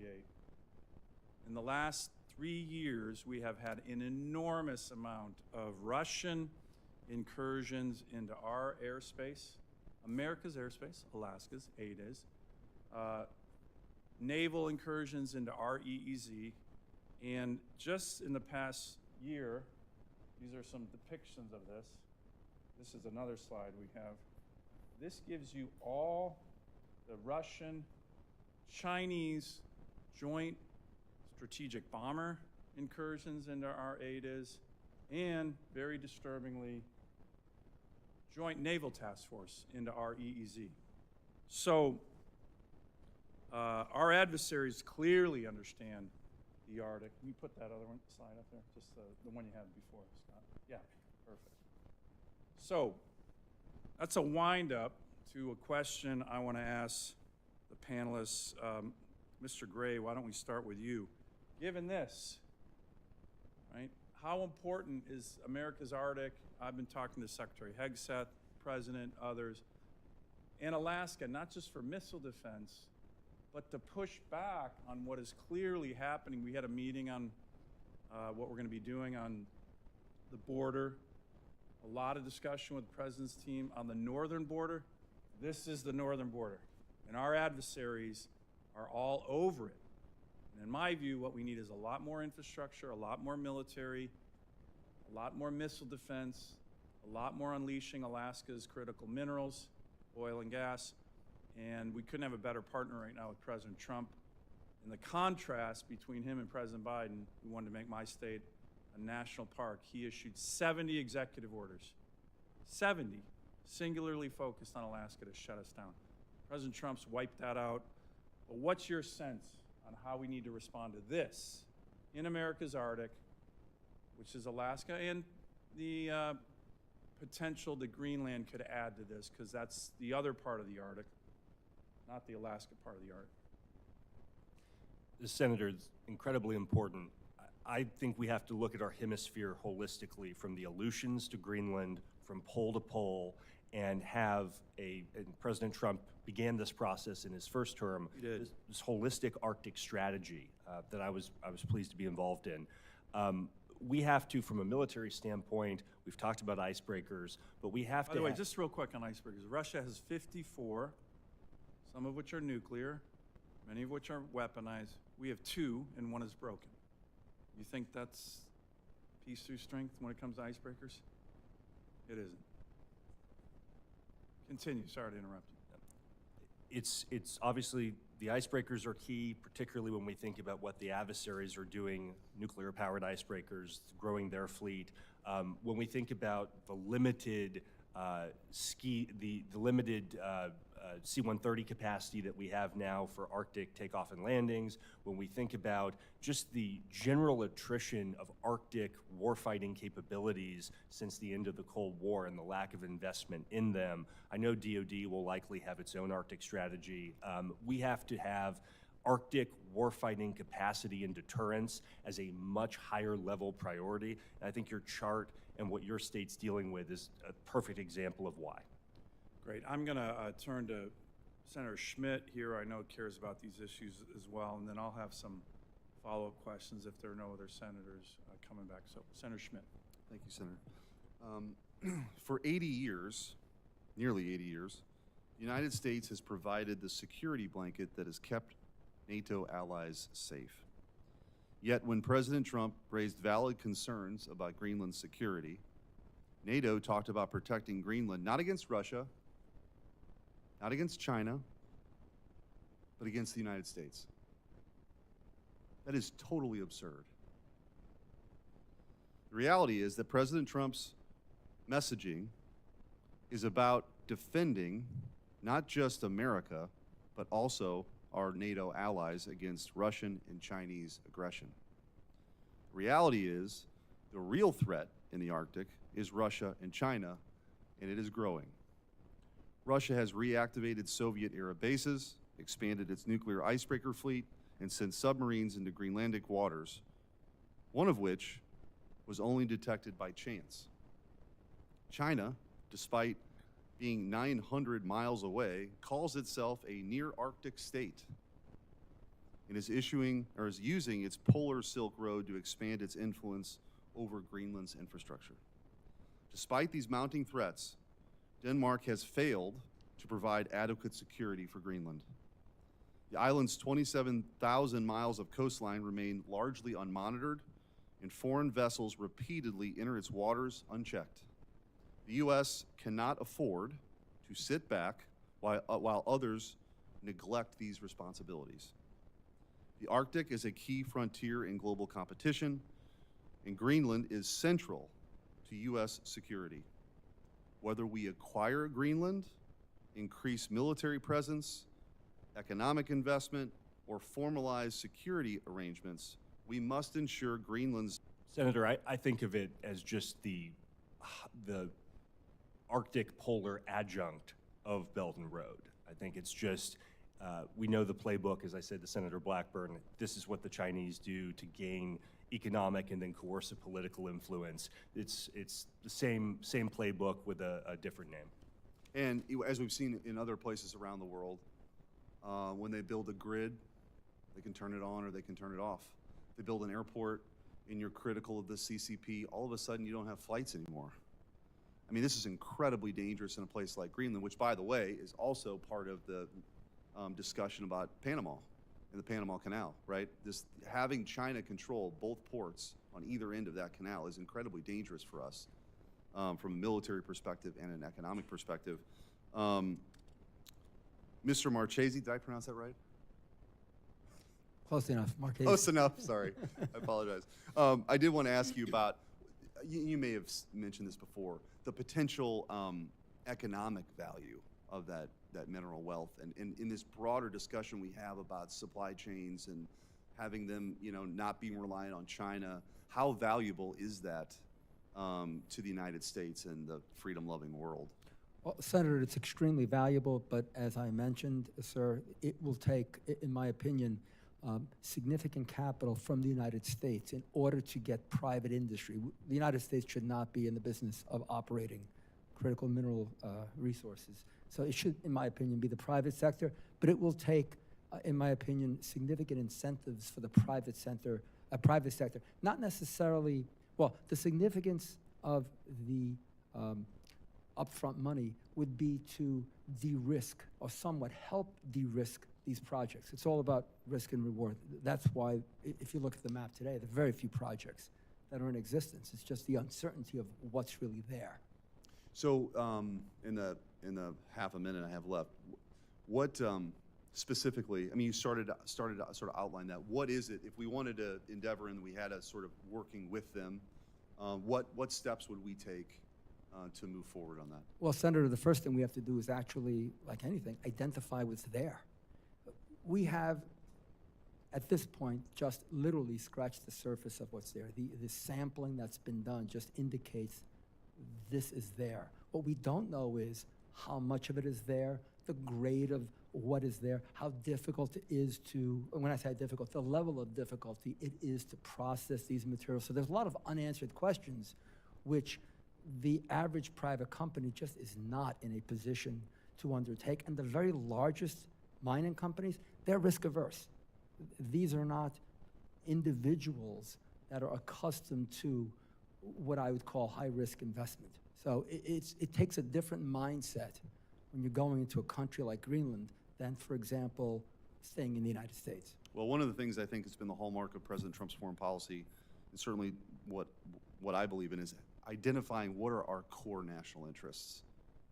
I think this era of adventurism is over.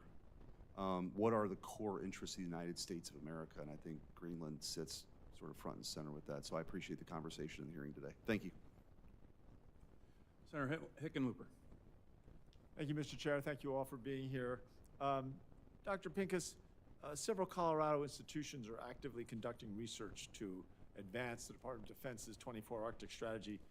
Center for National Security Initiatives at CU Boulder launched into sensing technology, energy, cybersecurity. The Center for Combat Medicine and Battlefield Research at the Medical Center at CU Anschutz has taken a leadership looking at Arctic casualty care for warfighting that's there. Dr. Pincus, how can we continue to foster partnerships between the Department of Defense and the academic and research community on these, to support these national security efforts in the Arctic?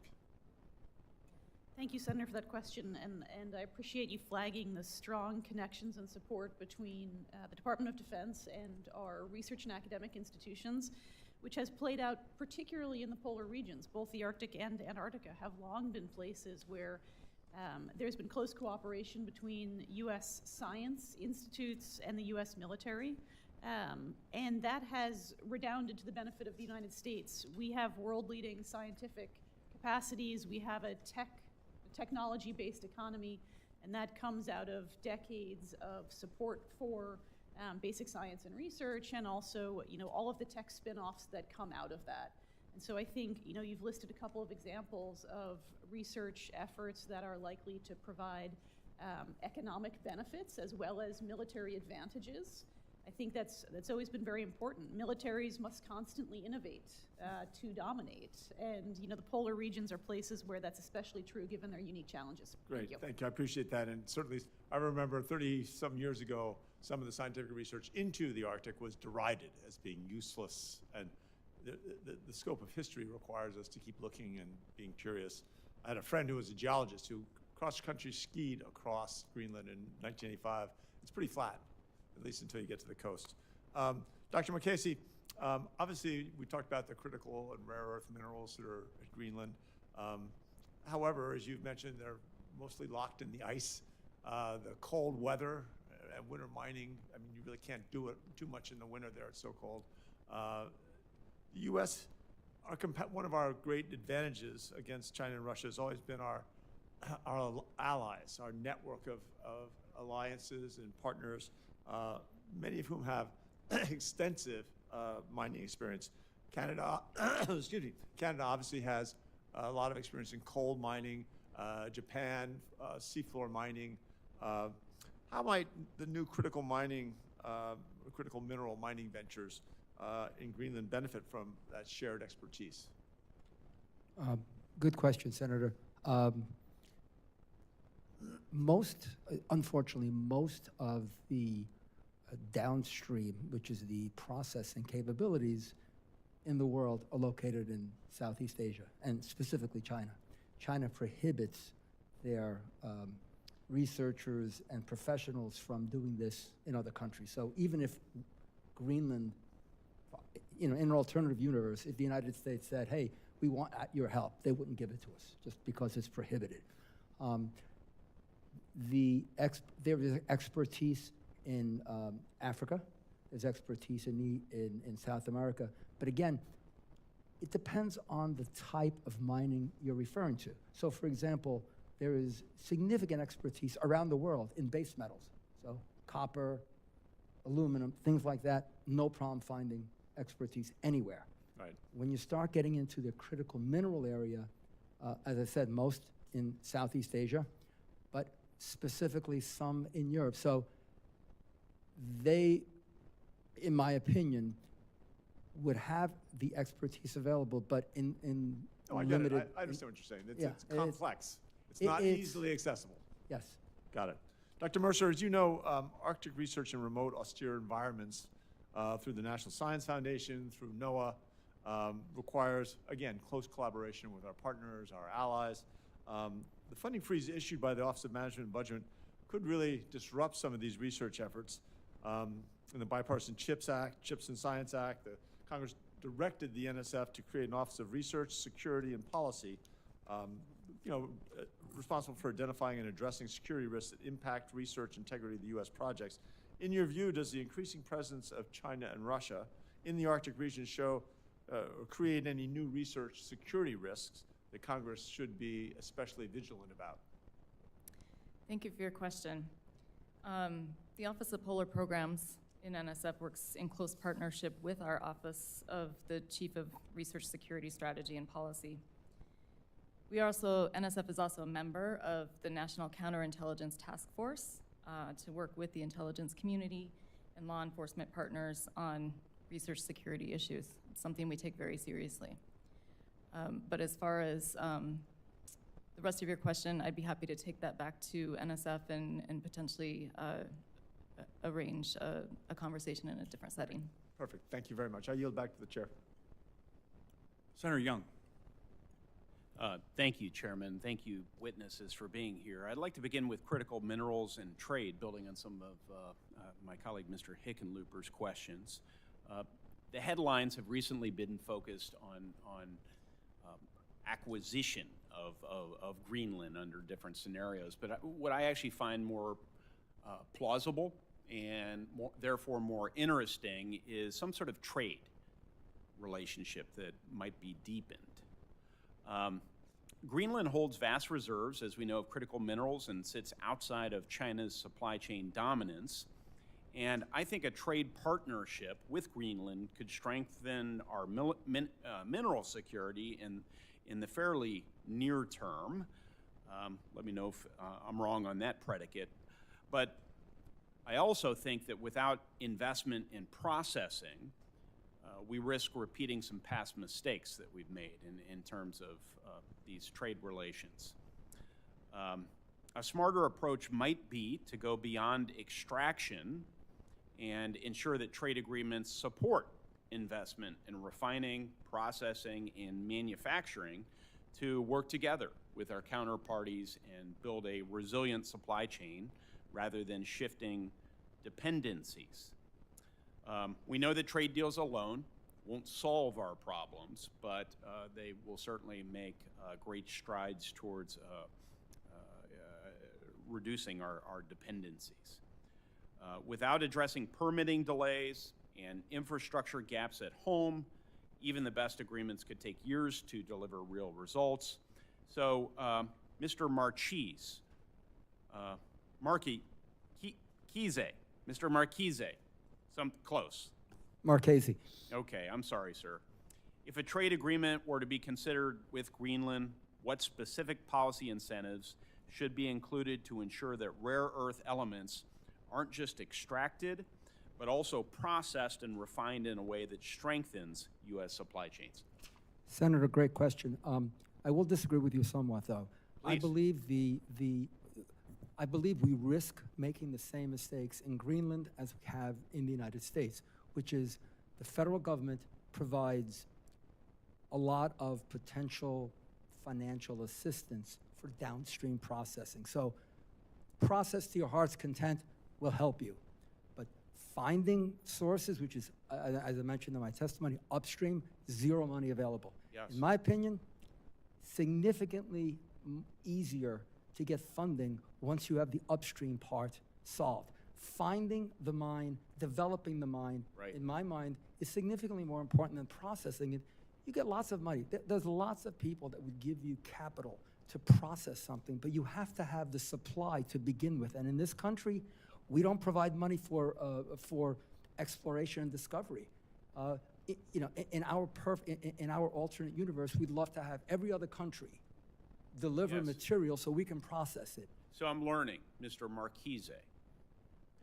I'm learning from you. You're familiar with some of the solutions that are offered here on the Hill. One has been to, and this has been spearheaded by Senator Cornyn, to work with our friends around the world and our U.S. Geological Service to identify where all the mineral reserves are, and then do our best to project out into the future demands for those various minerals and processing capacity, and just kind of map all this stuff out as one would do when you're managing a project. Is that the sort of assistance that might help take some risk out of the markets and unlock more private capital? Senator, absolutely. As I mentioned earlier, it's called mineral characterization. We absolutely need to do that first in order to allow a private company, and mostly smaller companies, as I said, larger companies are risk averse. Yes. They'll pay you handsomely to buy something from you once you've developed it for them, but we're not at that point. So we need smaller, typically the smaller companies are going to be coming in to do this type of exploration. They just don't have the capital, to undertake these. So yes, in my opinion. Maybe that paired with something I was alluding to, again, I'm not suggesting that all would be sufficient, but collectively, would that be constructive towards reducing our dependency? Senator, yes. As long as we had upstream as well as downstream funding, I think we're on the right track. Very helpful. Thank you. If I could just ask one more question related to ice breaking. Mr. Gray, can you describe how our lack of multiple functional icebreakers affects our influence in the Arctic region, just for my constituents? Yes. Well, Senator, it just limits our capacity to go where we need to go when we need to go. It limits deterrence, it limits presence, it limits our ability to have domain awareness of critical sea lanes, and it cedes the key seaways to adversaries who are making those investments, China and Russia, who are building the world's largest icebreaker fleets, including nuclear icebreakers. And not just military. It doesn't just cede the military playing field to them. It cedes the commercial. Is that accurate? It does. And what I would say, though, on the Chinese particularly, I think the commercial is oftentimes a predicate for future military activity, and that they're intricately linked in the Chinese context. As Mr. Mahan said they would be. Absolutely. Linked. Right. Okay, Chairman, thank you. Senator Klobuchar. Thank you. Thank you, all of you, for being here. I just want to point out again that Denmark and Greenland have made clear that Greenland is not for sale. And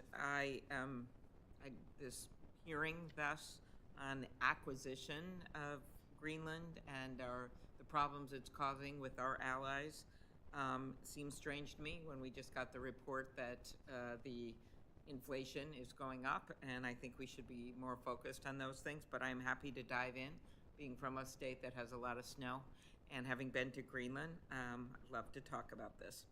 As my Republican colleague, Senator Murkowski of Alaska, said in a joint statement with a member of the Danish Parliament, the future does not require us to redraw the borders on the map, but to work harder than ever to cross them. Dr. Pincus, do you agree that strengthening our alliances advance U.S. strategic objectives in the region? Thank you, Senator, for that question. I would say that from a policy analytic perspective, the U.S. has clearly defined national interests in Greenland and across the Arctic, and we have identified some challenges and some problems that we are turning our attention to. We have a range of policy options, and I think it is the job of the President and the Congress of policymakers to make those policy determinations, balancing relative priority, risk, and cost. So again, with regards to Greenland, we have a range of options, and there's a spectrum in there. And I think at the lower cost, a sort of lower hurdle part of that spectrum, I would put diplomatic arrangements, treaties, defense agreements. Okay. Thank you. I'm concerned about the freezing, since we're talking about freezing lands, freezing of federal grants and assistance that can seriously harm our global competitive advantage, including in the Arctic. For instance, the National Science Foundation's Office of Polar Programs guides critical research on Arctic issues. For example, the University of Minnesota's Polar Geospatial Center has been working on digital mapping with support, which is going to be really important as we look at what's happening with Russia and other countries that are not our friends, China, that are heading there. What role, Dr. Mercer, can the university research community play in preparing the U.S. for future civilian and military operations in the Arctic region? Thank you for that question. America is the world's leader in scientific research, and our work, NSF's work, or the work that we support in the Arctic, including that of the University of Minnesota and the Polar Geospatial Center, is really important to the U.S. As I noted before, we're strong collaborators with other U.S. government agencies, including various Department of Defense services, and as well as the government of Greenland. So I think that those relationships between academia and the various government institutes that further research in the Arctic are really important. Okay.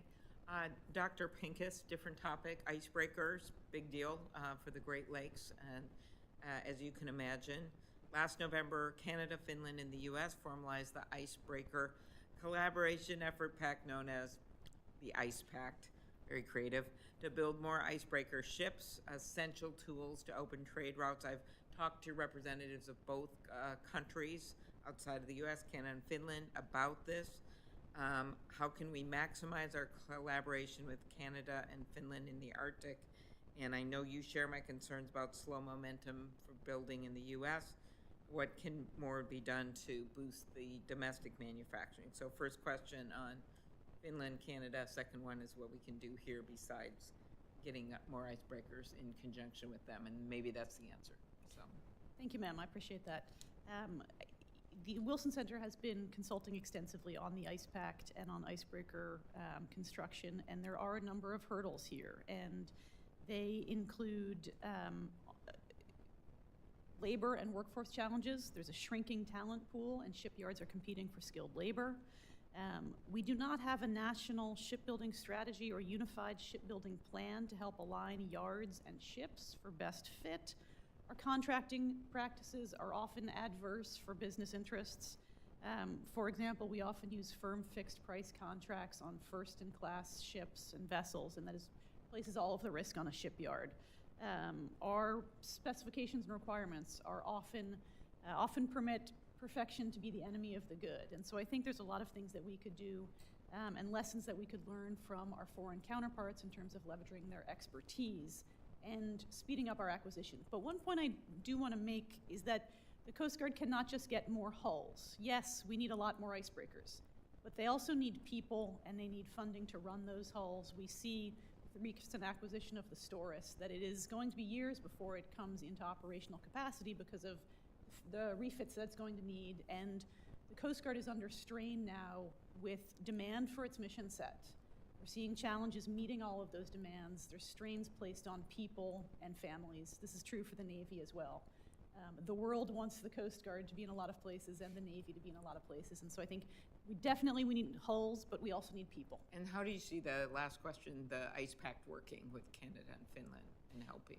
I think it's a little too soon to say. There is tremendous potential there, but the implementation is going to be the real challenge right now. We have plans in place, but there haven't been resources appropriated to support the implementation of ice pact. So I think DHS and Coast Guard are working through some of those challenges, and it will be interesting to see if we can make some creative solutions around relaxing trade restrictions, perhaps permitting in skilled labor that could help us build icebreakers faster, perhaps relaxing some ITAR restrictions on tech sharing.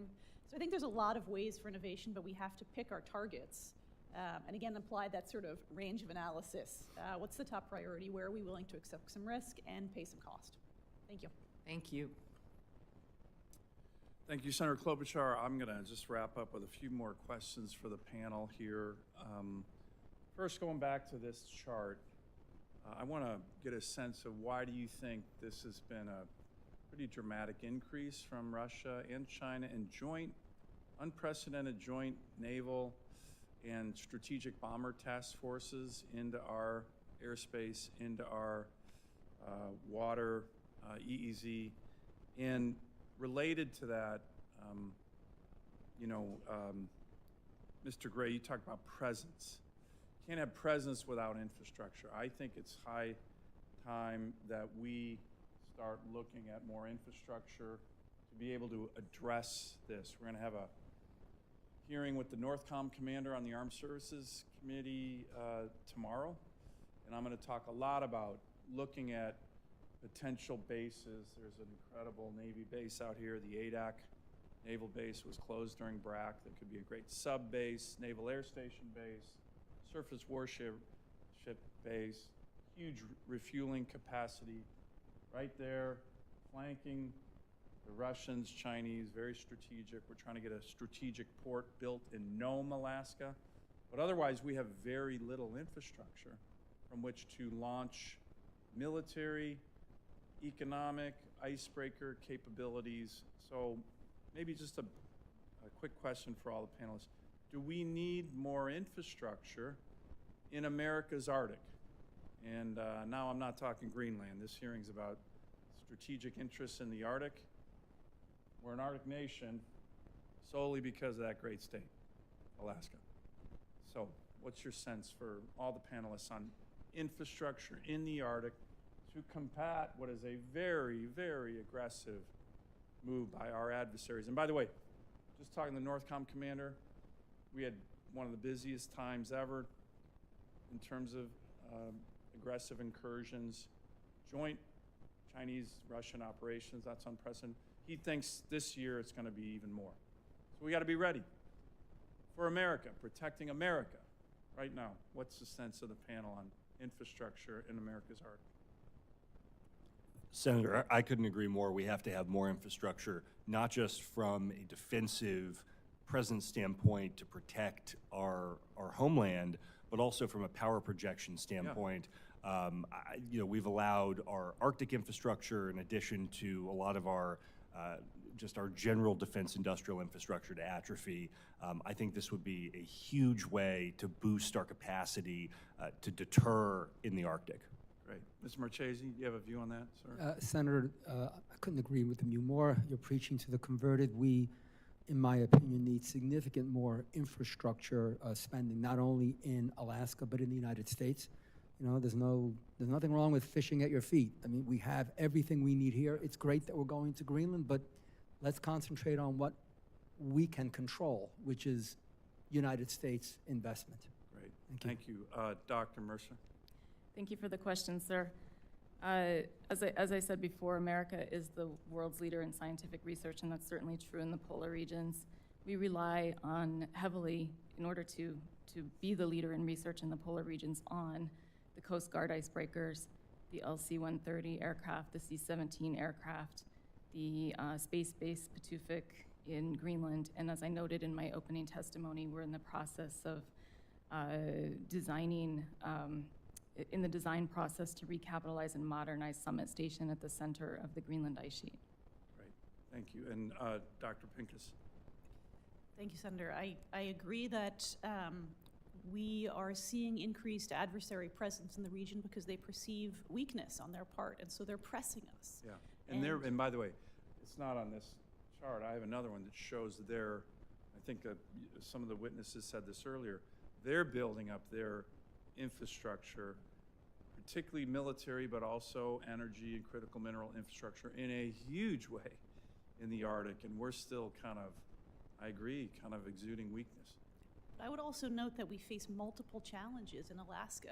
In addition to extending and expanding our presence there, we have challenges with coastal erosion and some of the permafrost issues, so there's money that needs to be put into current DoD installations to harden them. We're also seeing the expansion of wildland fires and other novel challenges, so I think efficient spending decisions to get as much bang for our buck is important so we can meet the full range of national security through economic and community concerns related to that really wide range of challenges. So, Great. you know, I would put the Coast Guard at the top of the list because it's got a broad mission set and its assets can be utilized for a lot of different purposes. Obviously, DoD assets can be applied to civil disasters as well.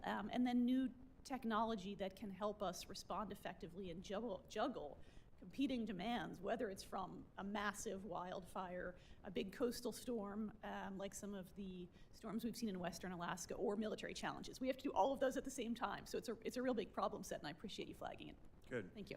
Well, listen, we're going to be working on this. Our budget reconciliation plan here on the Senate side is going to have a lot of resources for our military, for the border, by the way, the northern border as well as the southern border, and the Coast Guard. And I think that's going to be welcomed, hopefully in a bipartisan way. But listen, I want to thank the witnesses. This has been a great hearing. The issue of the Arctic is a really important one.